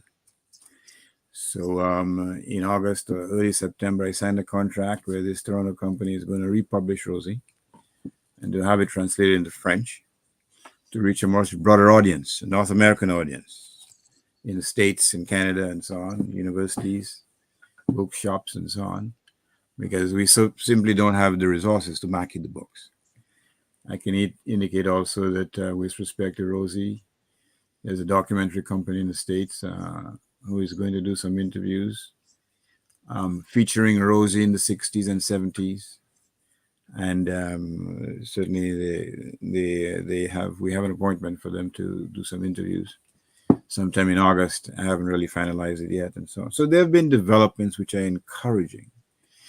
Gabo, again, probably too modest to say that certainly many of his books, including that one we dealt jointly, King and Country, it has been referred to by professors, organizations, military folk, you know. So we take encouragement from these initiatives or these persons or organizations who've shown interest in the books. And speaking of writing, we haven't mentioned it, and I hope Miss Levy doesn't reproach me for that.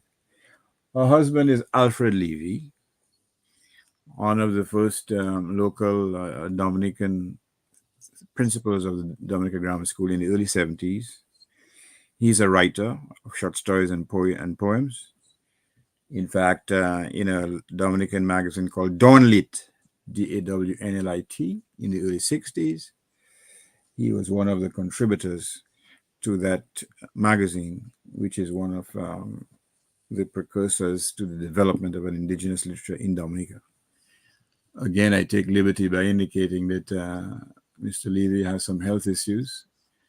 So hopefully we can devote a prayer to him and also to Miss Levy, because obviously she has her plate filled, if I may say so.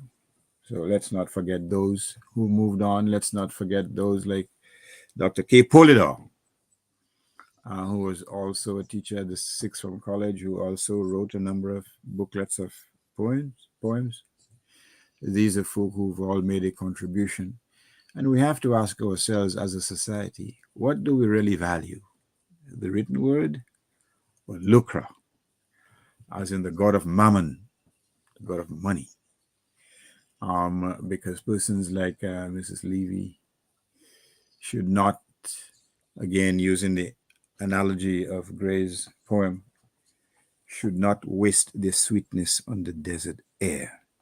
They should be given their richly deserved accolades before they transition. So this is the context in which we're doing, but we are moving slowly but surely into the modern sphere of publishing electronic. It's a long process for me, to be quite frank with you. I'm very limited in terms of my skills in the computer, and I hate to admit it, but sometimes when I hear the word mouse, I still run for the broomstick. But give me another 10 years and I'll make progress in terms of utilizing as best as I can the electronic resources that are available. But as I said, we've taken encouragement. We've taken encouragement from Dominicans, both in Dominica and abroad, who've shown an interest in the books, who've commented on it, who've offered their critiques. But I've gotten requests from Dominicans all over the place seeking copies of one particular book or the other, and non-Dominicans, quite frankly. So that is the reward. Many persons really believe with a straight face that somehow we're becoming rich, financially speaking, in terms of these books. The richness is of a different kind. It is of a different metal. The richness is to preserve for posterity the travails and struggles and the achievements of our people. And that is all the richness I need. Thank you. So, Can I ask something, please? Yeah. Please, Irvin and Gabriel, you have full-time jobs, very demanding jobs.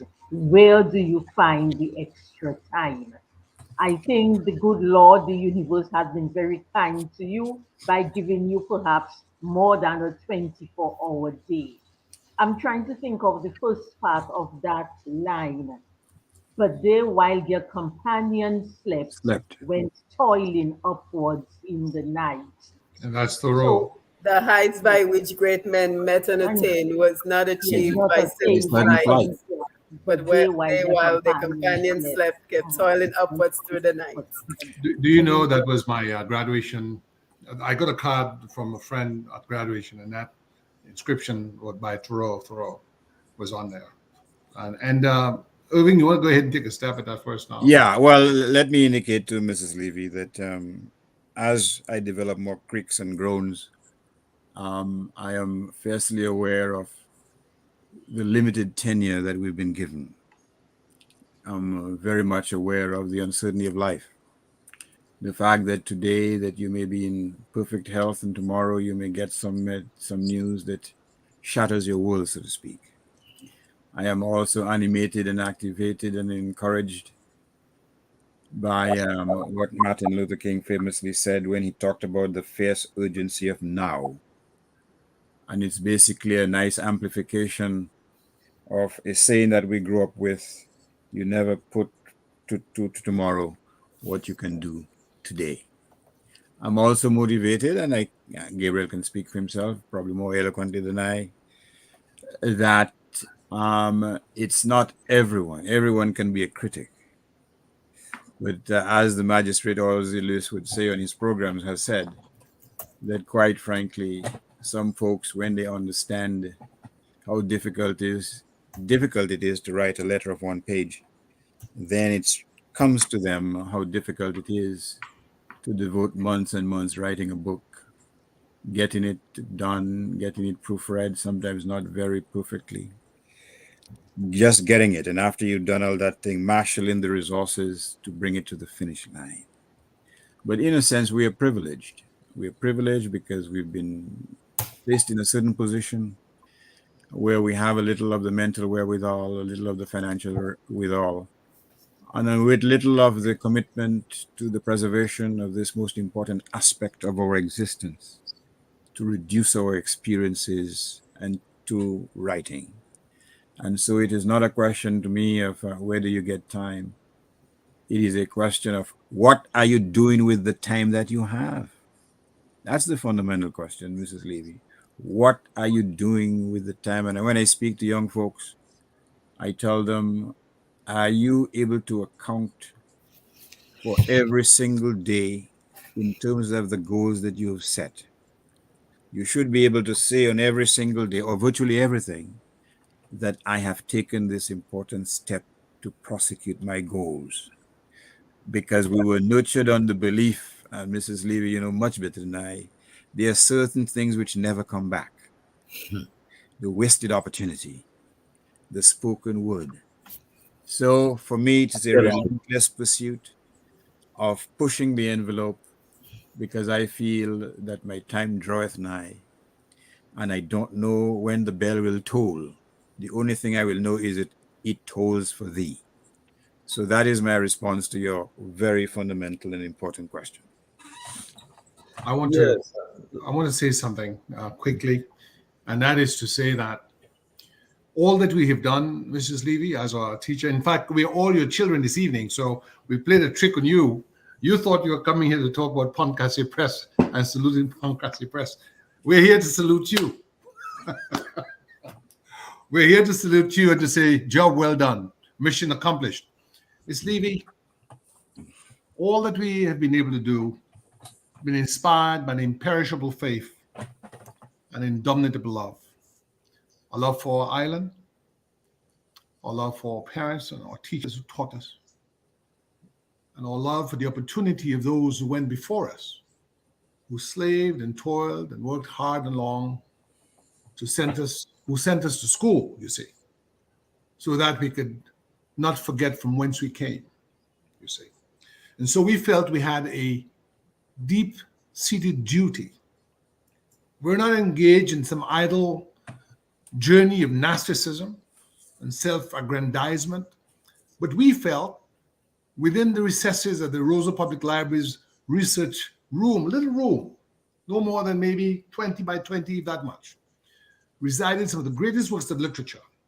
What was going to be the quality of our service? If we'd gone through that process, from parents, some of more maybe ample means than others, but relatively modest means, what were we going to do with that which we had learned? Were we going to keep it for ourselves? Or were we going to embrace a sense of national duty and commitment to share what we learned with the country of our birth?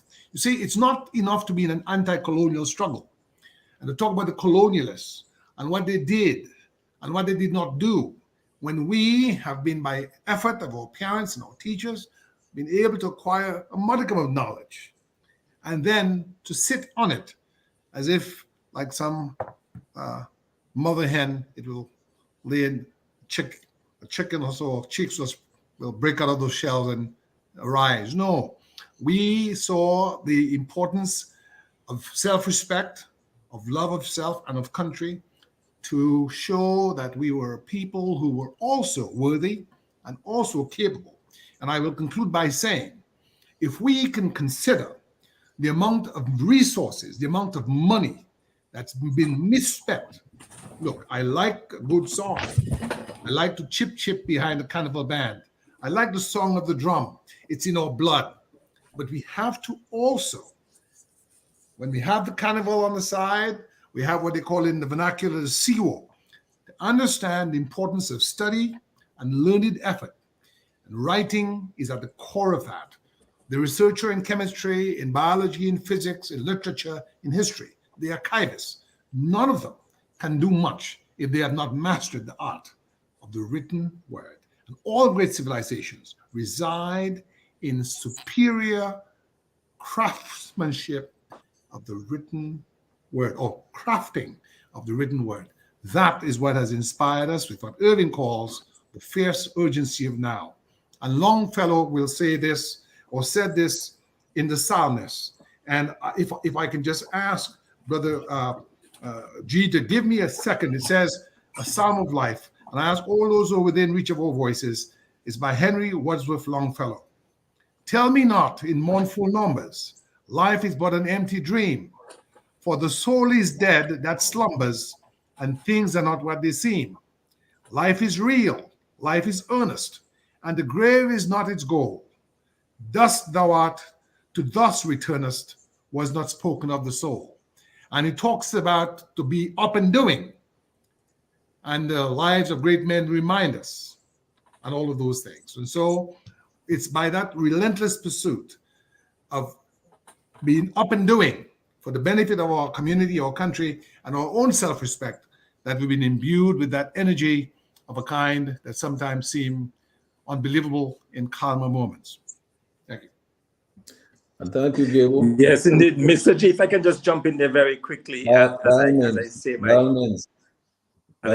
my goodbyes before, because I'm beginning to drift just a little bit, but Gib mentioned the fact that, as a school child, he received this wonderful plaque, and it just brought back memories, Gib.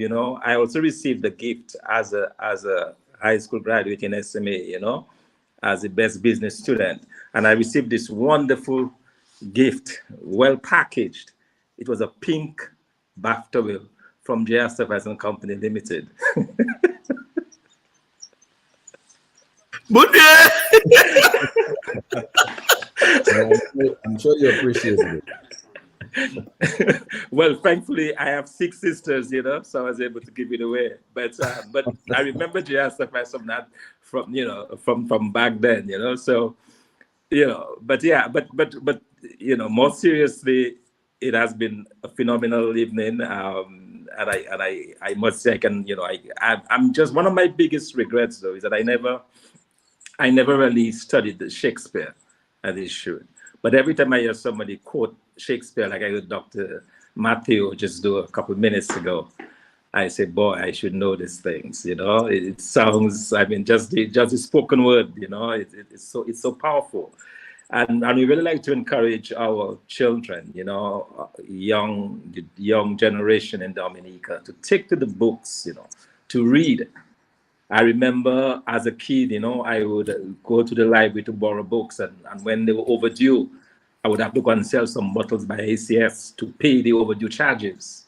But because I would just, so that I would forget I have the books, I would want to read them, to finish them, to take them back.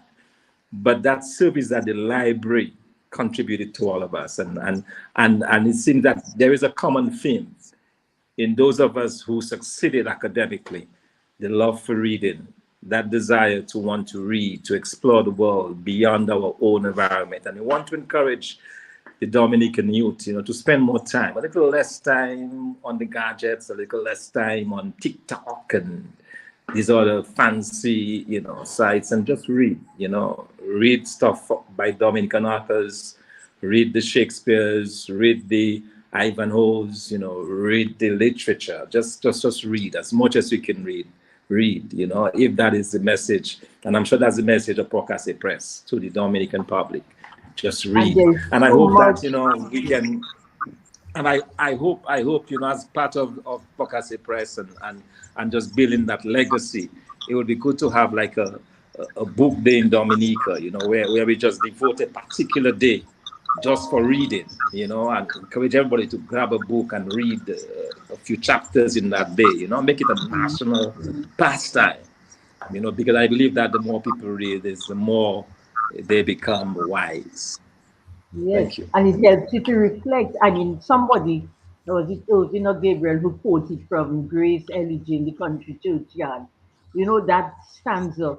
What is it? The boast of heraldry, the pomp of power, all that beauty or that wealth ere gave, await alike the inevitable hour. The path of glory lead but to the grave. It does sound pessimistic, yes, but when you think of it, the boast of heraldry, the pomp of power, all that beauty or that wealth ere gave, await alike the inevitable hour. The path of glory leads us to the grave. Well, it just points to man's inevitable end.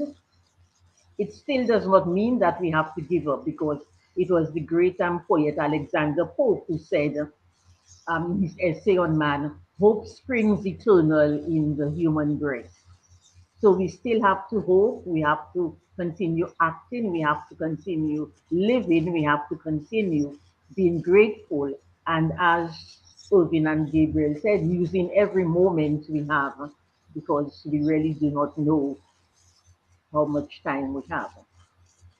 So I want to congratulate them again, because it was their moment, their press, and to really thank them for contributing to the development then of, in a sense, the reading public of literature by making all these books available. Thank you again. Excellent. Now, we made a promise a little earlier on when we started the show. We promised our callers, our listeners, that we would give an opportunity to call. Even at this late hour, we didn't keep our promise earlier, but even at this late hour, Lambi, I'm going to go over to you in a minute. But Mrs. Livia, if you would turn off your mic, maybe that might help Okay. some feedback. But Lambi, I'll be going over to you, and you can give the folks the numbers and take a few calls, because I'm sure there might be still people who are up and who might want to make a contribution. But while you're getting set to do that, let me just read a little WhatsApp from somebody, a gentleman called Daniel Luge, MP for the Rosa North constituency. He says, I'm locked in, wonderful program. I extend respect, love, and admiration for these two giants of integrity, patriotism, and an unquenchable appetite to teach, share, and educate in an unassuming manner. Your humility, your longevity, your love of country is incomparable. I bow in respect to these Dominican heroes. One day soon, we will give you your deserved flowers. And I hope that Dr. Simone, a little bit later on, that you will read maybe one or two comments from the Facebook followers, because I know there's people making some very valuable comments. If you can, maybe you might help us with that. But Lambi, I want to go over to you. Gentlemen, let's indulge our callers for 1 second. If you have some calls, Lambi, let's take them now. The numbers are 449-3095, 449-3096, 449-3097, 616-4257, 305-432-9624. Let me run those numbers one more time. 449-3095, 9697, 616-4257, 305-432-9624. I'm standing by for your calls. Back to you. Yeah, so while can I take some comments in the meantime? Yes, you can. Okay, good. So we have Andy Washington, rich intellectual discuss. We need this as a permanent and ongoing feature of our public engagement. Sam Christian, you all are indeed leaving huge footprints in the sands of time. Andy Washington asked question principally directed to Mr. G, Irwin, and Gabriel. Do you see these discussions as the beginnings of an academic tradition in Dominica? Penny Shirley, Mr. Christian could not come out with his mother and father because you get okay, I'm not sure what you're saying, so let's move on. Dr. Sam Christian is here. The academic tradition has always been alive and well. That tradition consistently burns in the hearts of the panelists and in the hearts of all participating in this exercise. It is us that for certain periods, such as this current one, the distractions to progress cloud the brilliance of our author's work. Carl Kofi James, great to see you. Omar Monel, great to see you. Marshall Lawrence, greetings, good evening all. Dr. Gabriel, some importance can be given to African literature in the world of academics, be it translated if need be. So some great comments coming in. Let's just take a couple more. Tina Bell, good to see you as always on the program. Augustina John, congratulations to Justice Andre and Mr. Christian. Thank you for all the history and knowledge. I enjoy reading your books. So lots of good comments coming in. Let's just take two more before we go back to Mr. G. Didi Esther, we need a government with vision and panache for education to introduce this body of work from these illustrious sons of the soil to our school curriculum and recognize our esteemed scholars for their tremendous contributions to the development of Dominica. And just one more before we go back. Valda Gabriel, I am an avid reader and have never heard about Casse Press. This is so informative. I just went on Amazon and downloaded a few of your books on Kindle. So very encouraging. So if anyone wants to comment on anything that the comments on Facebook have said. Well, yes, of course. I mean, Dr. Charles, I know that you had a few other things that you might want to say, because we come into the closing moments of the show. I mean, and maybe Dr. Thompson Fontaine had to leave us because, you know, in his neck of the woods, it's probably like 6 o'clock, 7 o'clock in the morning. He has to go to work maybe by 8 o'clock this morning. And then, of course, I have to apologize for Dr. Kimon Joseph. She really wanted to be here with us tonight. She is in charge of the EWI Open Campus in Dominica, but she could not make it. And she sent me a WhatsApp saying she was so sorry that she could not make it. She had deep regrets over that. But then, Dr. Charles, I don't know whether you want to make some final remarks as we wind down.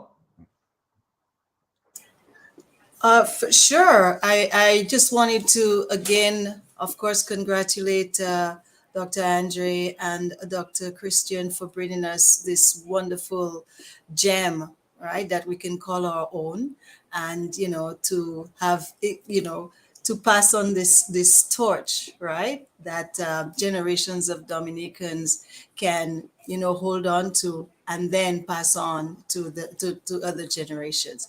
So again, I must say that it's been a wonderful experience just being here and listening to all these wonderful, and that's what these publications are all about: words, but words that have very strong meaning, words that have roots, and especially in a country like Dominica that we consider the nature island of the Caribbean, right?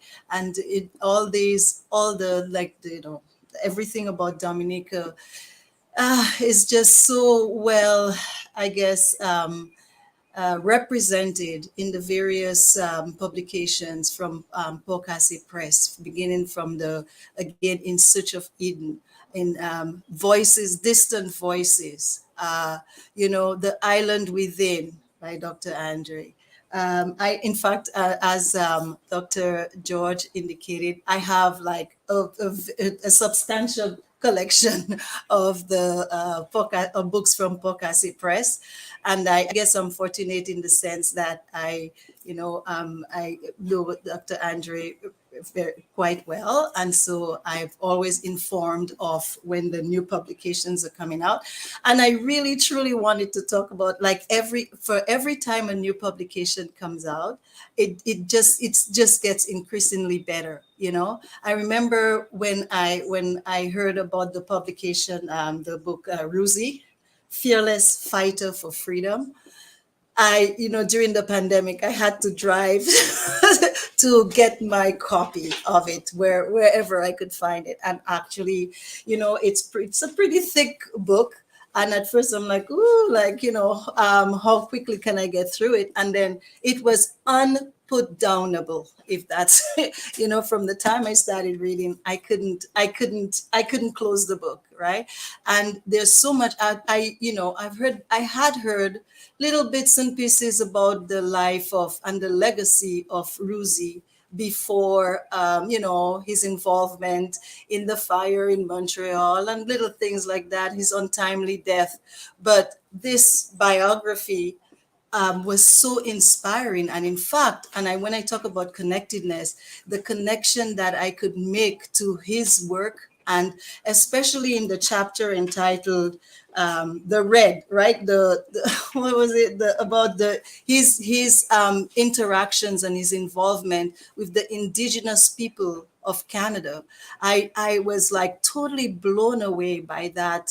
That aspect of his life and his work, which is, not only as an activist, but a real humanitarian, someone who fought not just for Dominicans, but also for, human beings everywhere that are oppressed. And again, I think even Canada, again, being in the diaspora, could learn so much from our Casse books, because here you have the narratives of peoples that have come before us and have made such a great contribution to the Afro-Caribbean experience, as well as the Kalinago and the indigenous peoples.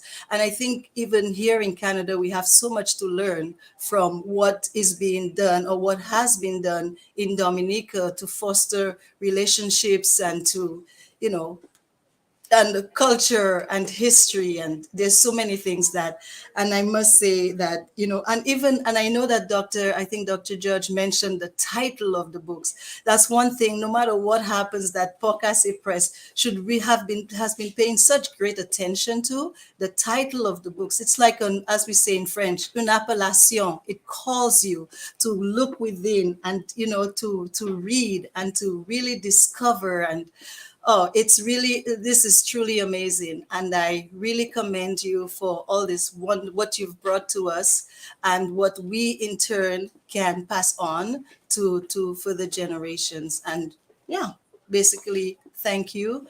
Merci beaucoup. I just have to put in a little French. And I must say that, yeah, I am really honored to have been part of this discussion tonight. And again, we will tie it back to, as we say, you don't know where you're going unless you know where you've been, right? And this is what I think Casse Press has inspired in us, and that's a catalyst for future, development of ourselves, of our people, and to keep to keep it going and keep the faith and all the wonderful things that you've been doing. Alors, encore un gros merci. Merci beaucoup. Thank you, Dr. Nalin Charles. Appreciate the kind words there, and it just tells you something about the tremendous talent that we have all over the world. Dominica, I mean, forget about it, we just have 60, 70,000 people. No, we have probably got 250,000 people in all.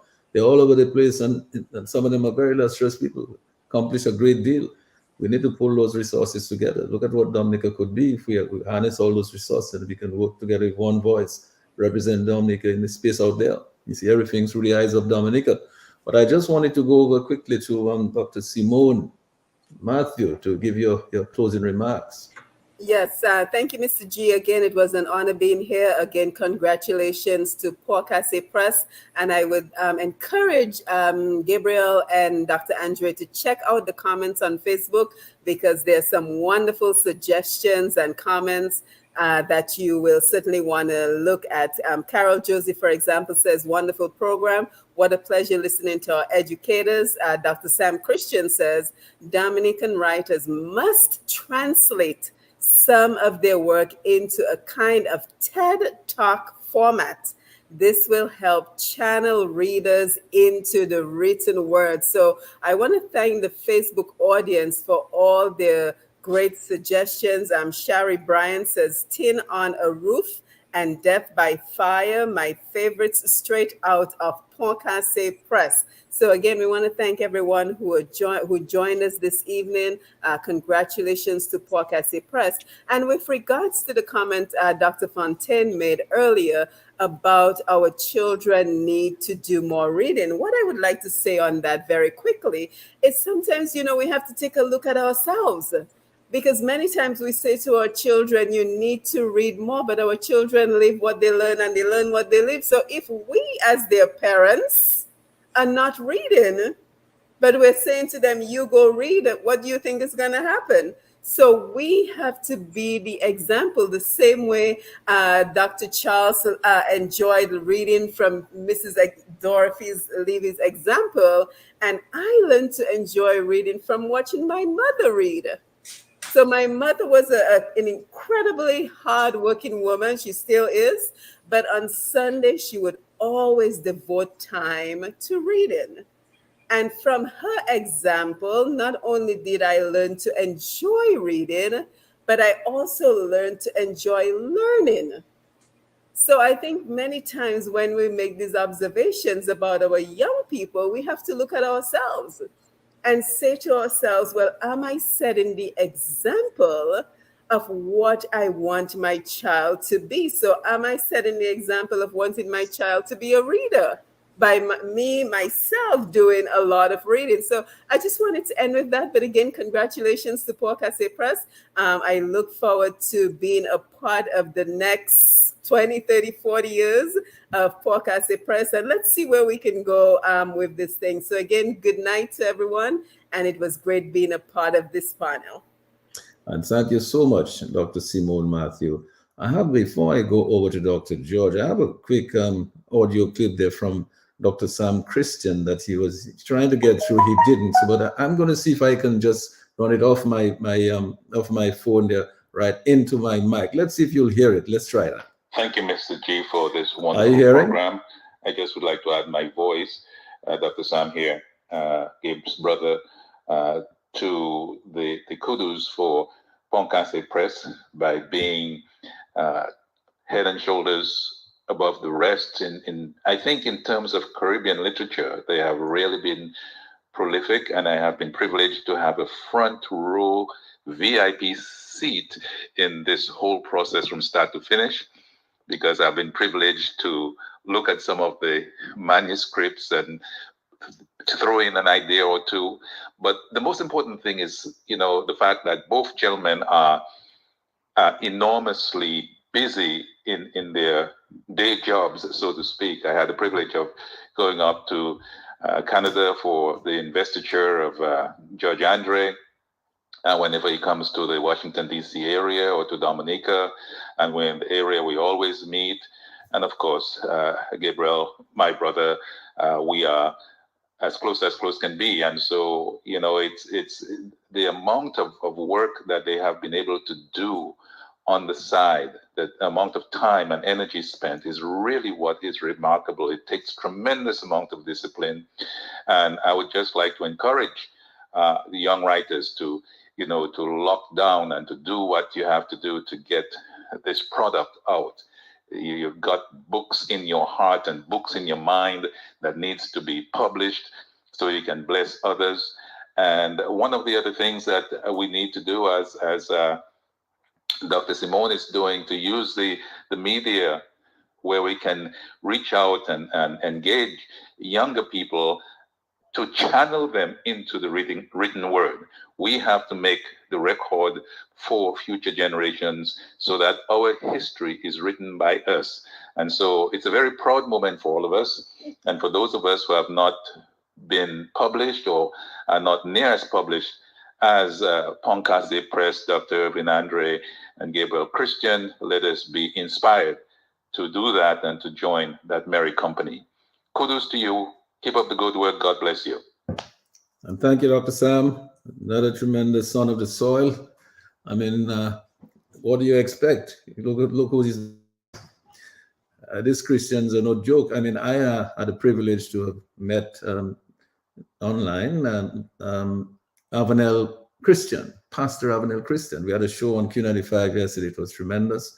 Very proud to see what you could contribute in the area of data and so on, in tech and in science and engineering. Tremendous human being. I just want to go over quickly to Dr. Dion George to maybe make your closing remarks. Dr. George. Yeah, thank you very much, Mr. Gregoire. And thank you very much, Dr. Irvin Andre and my brother Gabriel Christian. By the way, let me say something. All the books I showed there, I say that very humbly again, because it's the truth, and the truth shall set you free.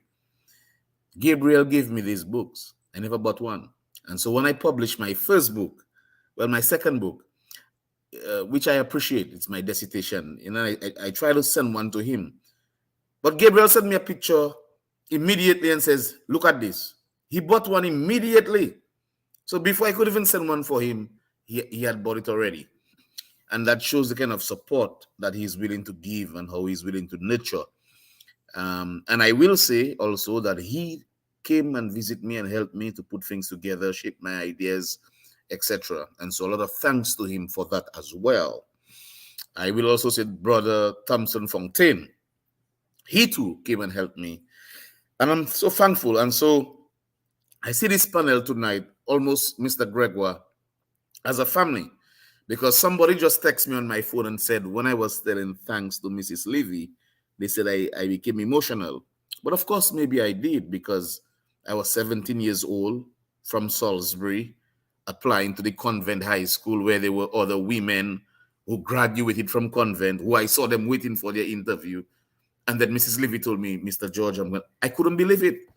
But it speaks about the impartiality and the objectivity and who she is. And so, ma'am, I'm so thankful that God can give me an opportunity to say thanks to you, right? So on this closing note, I just want to say thanks to my brothers, my friends, people I consider family, for the work that they have done. I really hope that this sort of work can continue, that sort of work can create some sort of underpinning that would encourage younger persons to follow suit. And according to my brother Gabriel, of course, we have the CO, the party, and so forth, but we still have to read. We still have to focus. Mr. Gregoire, I tell you, I get up in the morning, I drink my coffee, which my father taught me, but I read. Of course, once in a blue, I can go out, which I had to get a chance to do now. But the focus has to be, what are your objectives? And I think literature is a very good way to do it. So I want to end with this poem. I heard Mrs. Levy quote Shakespeare. This one is from Salisbury. It's not Shakespeare. It says, "The test of a man is the fight that he makes, the grit that he daily shows, the way he stand upon his feet and take life, numerous bump and blows. A coward can smile while noting his progress bar, but it takes a man to stand and cheer while the other fellows star. It isn't the victory after all, but the fight that a brother makes. A man, when driven against the wall, still stand tall and take the blows of fate. With his head held high, bleeding, bruised and pale, is the man who will win, because he's not afraid to fail." And with that being said, good night, gentlemen. God bless all of you. But we're not going to let you get away there now, because you see, you have to show now the integrity of your appreciation for Mrs. Levy and the contribution she made to you. So remember, Dr. Irving Andre said earlier, he challenged us, said, you know, Mrs. Levy has done so much for us and her husband is not well. We should probably say a prayer for Mrs. Levy and for her husband, Alfred Levy. So Dr. George, I want to challenge you to show a little bit more gratitude by leading us in a very short prayer of appreciation for Mrs. Levy and her husband, Mr. Alfred Levy. Okay, well, I will ask the Holy Spirit to take control of my words. I'll ask the Holy Spirit to bestow me with his wisdom as I say that I pray for Mrs. Levy and for her husband, Mr. Alfred Levy, that God, that you know their needs, that you will touch them, that you will administer to them. God, you are God by yourself, which means that God, you are El Shaddai. God, you are God who sees everything, Lord, which means that you are God omnipotent, and that you are God Jehovah Jireh, that you can provide. Lord, tonight we ask that, Lord, whatever is the need of Mrs. Levy and Mr. Levy, that you will reach them, you will touch them, especially for the work that they have done for Dominica and for the people tonight, that we appreciate it. But Lord, you know their deepest need. And so, Holy Spirit, we invoke you. We invoke you the same way that Daniel invoked your spirit. We invoke you, Lord, the same way that the children of Hebrew invoked your spirit. We invoke you, Lord, as we never invoked you before, and we ask you, Lord, to touch Mrs. Levy and her husband. We pray for healing, for deliverance, and provision. Lord Jesus Christ, we do this through nobody's name, but through your name.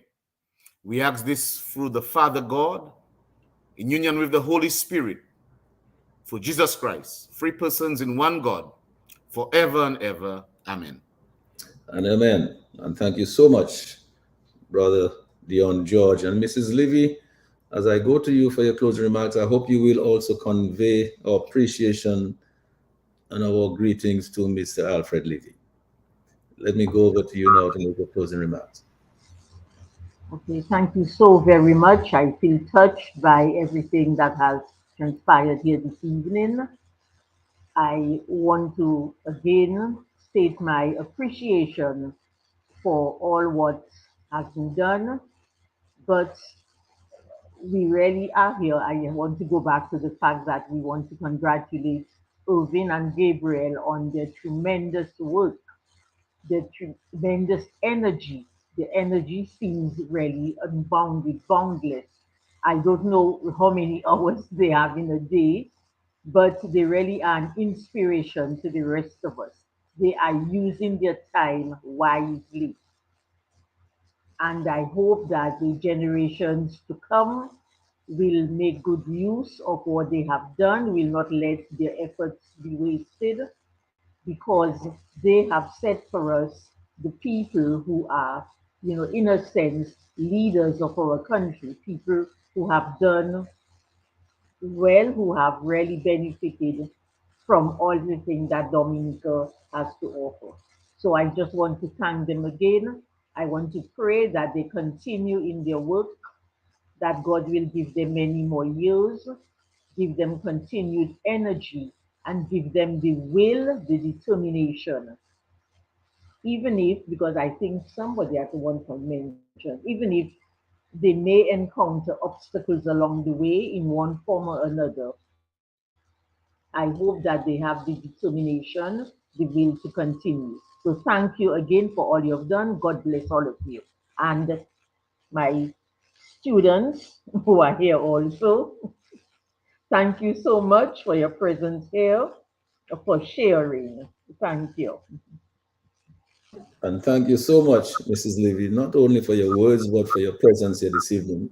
If you could turn off your mic, I mean, that would probably take off some of the feedback that might be.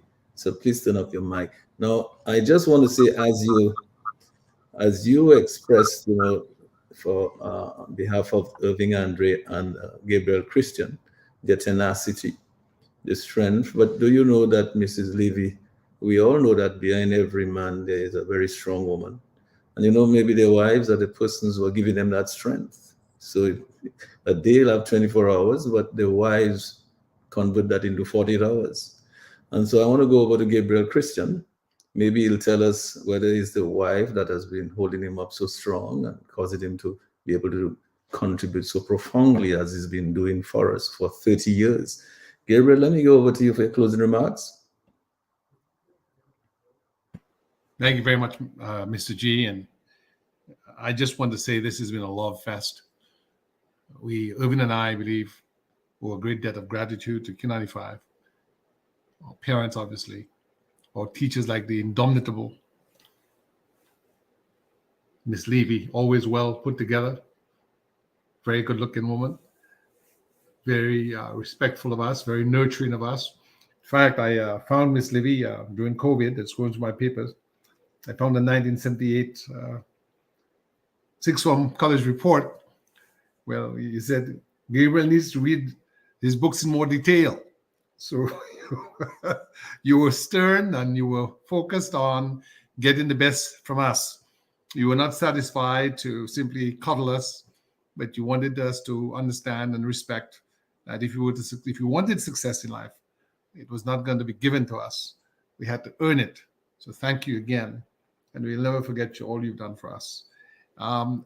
Brother G is absolutely correct.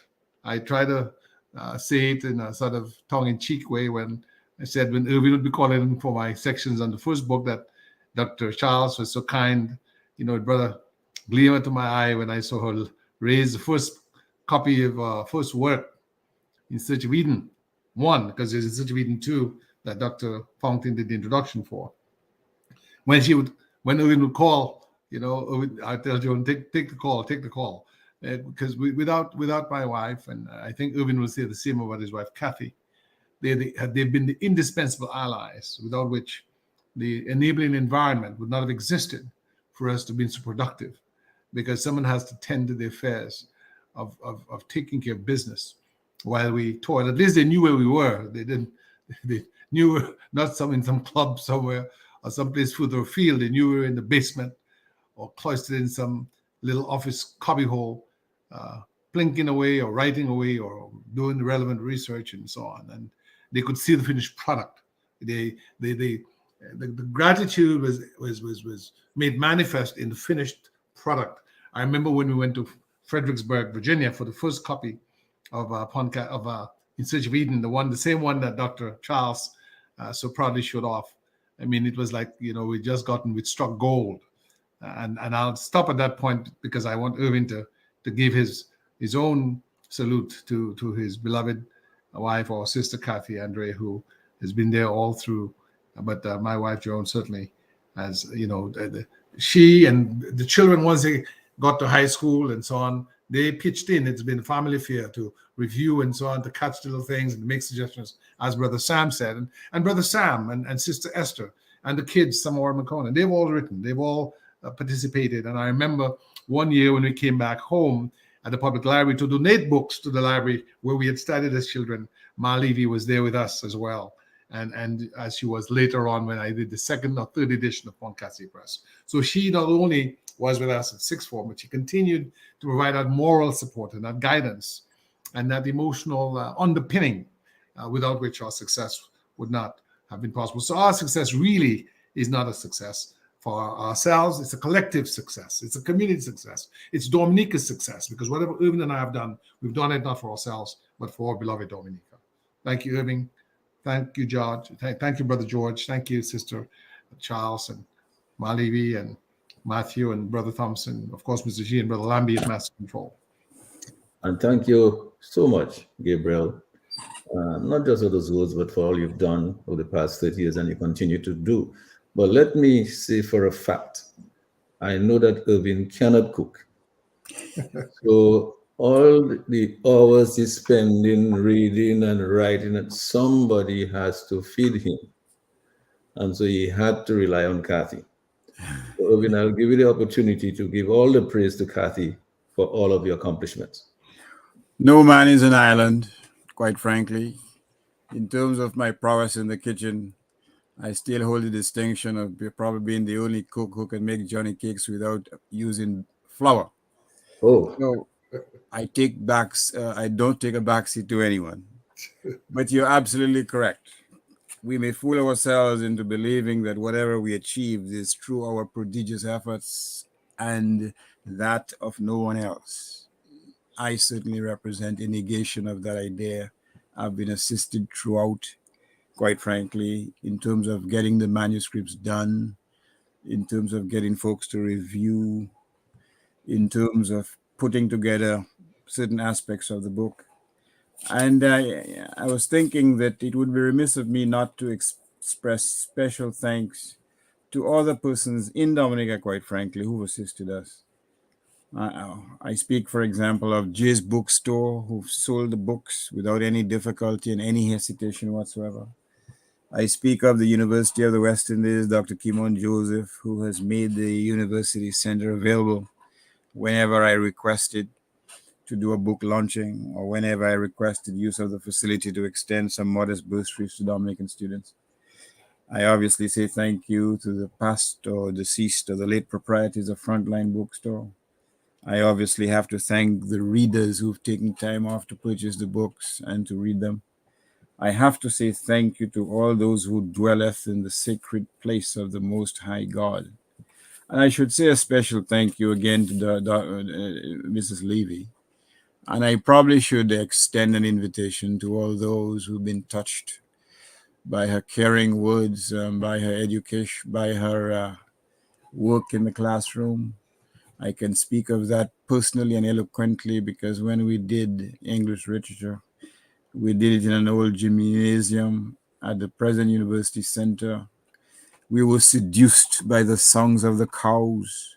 We were besieged by the heat which emanated from the steel roof or the tin roof Gabriel talked about, by the noises, by boys frolicking in underpower, so that concentrating was a Herculean effort, but she persisted, she tarried, and suffice it to say, through that hard work. So let me invite those who've been touched by this angel to consider perhaps extending a token of appreciation to Miss Levy. You heard me indicate that, quite frankly, in her heyday, put in so much effort, she was not compensated for her work.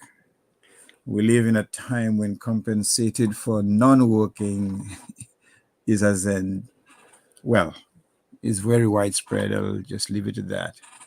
So let us give some thought to see how we can extend a token of appreciation to Ms. Levy. These are difficult times. And again, as I said, illness can strike at any time, anyone. And sometimes, quite frankly, when it happens, we are at our most vulnerable. So certainly, I stand on the shoulders of all those. I should indicate also that I have to give a lot of credit to my parents. In the early 70s, my father had 5 children in secondary school, 4 of them in a hostel.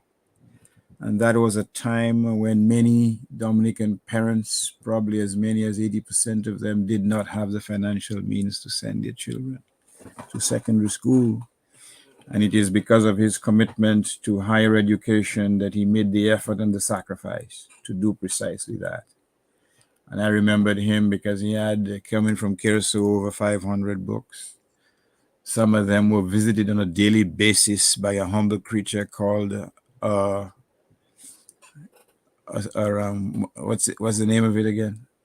Anyway, I wouldn't go through the details, but it is through exposure to the efforts to read that I developed a similar interest in reading, irrespective, as I said, of the creatures that ate the pages of the books consistently and inexorably.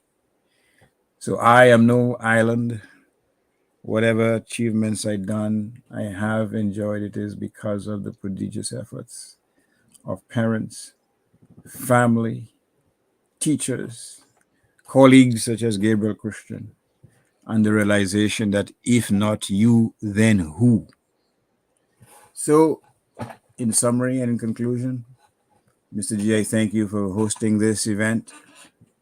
Very kind of you, sir. I thank your readers for staying up and listening to us. And I thank all those who dream of making a contribution, but who just need a little helping hand, a little encouragement. And I hope that among that category, you would have found just a little bit extra encouragement and inspiration to pursue your own goals and to prosecute them without any hesitation, without any reluctance, with all the determination that you can muster. But as we do, let us think of those who didn't have the opportunities that we have today. And let us always think how we can make the world a little better for those who are in need. So with those words I end. And Mrs. Levy, again, it's appropriate to say thank you. And I hope that there can be an effort to show you some love, to use the common parlance. I can't say it in French, Mulin. Usav Samakadi, Kemem.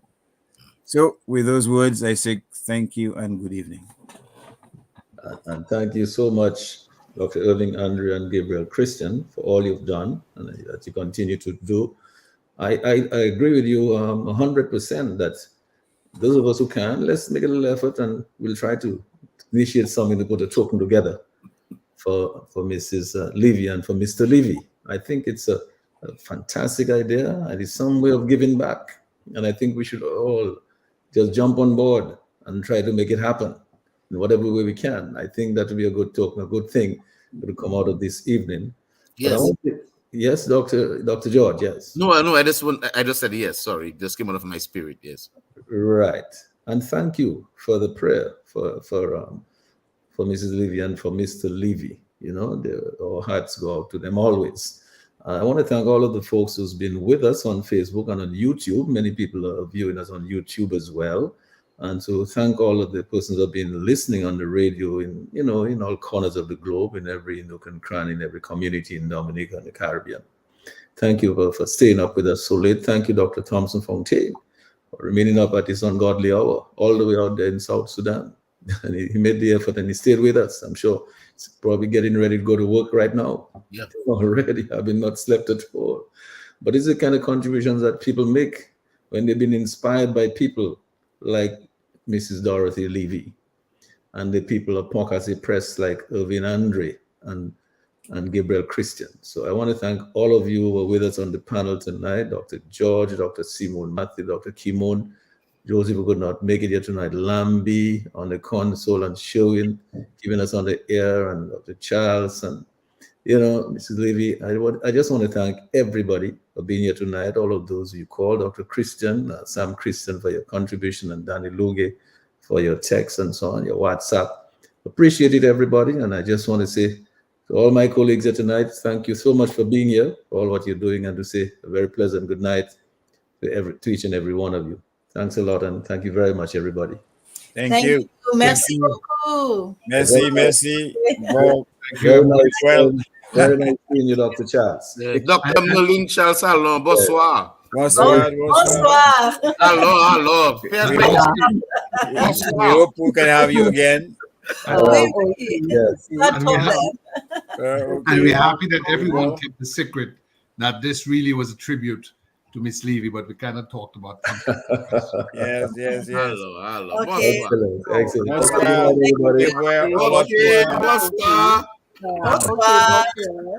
Mais Dr. Charles, est-ce que tu enseignes en français?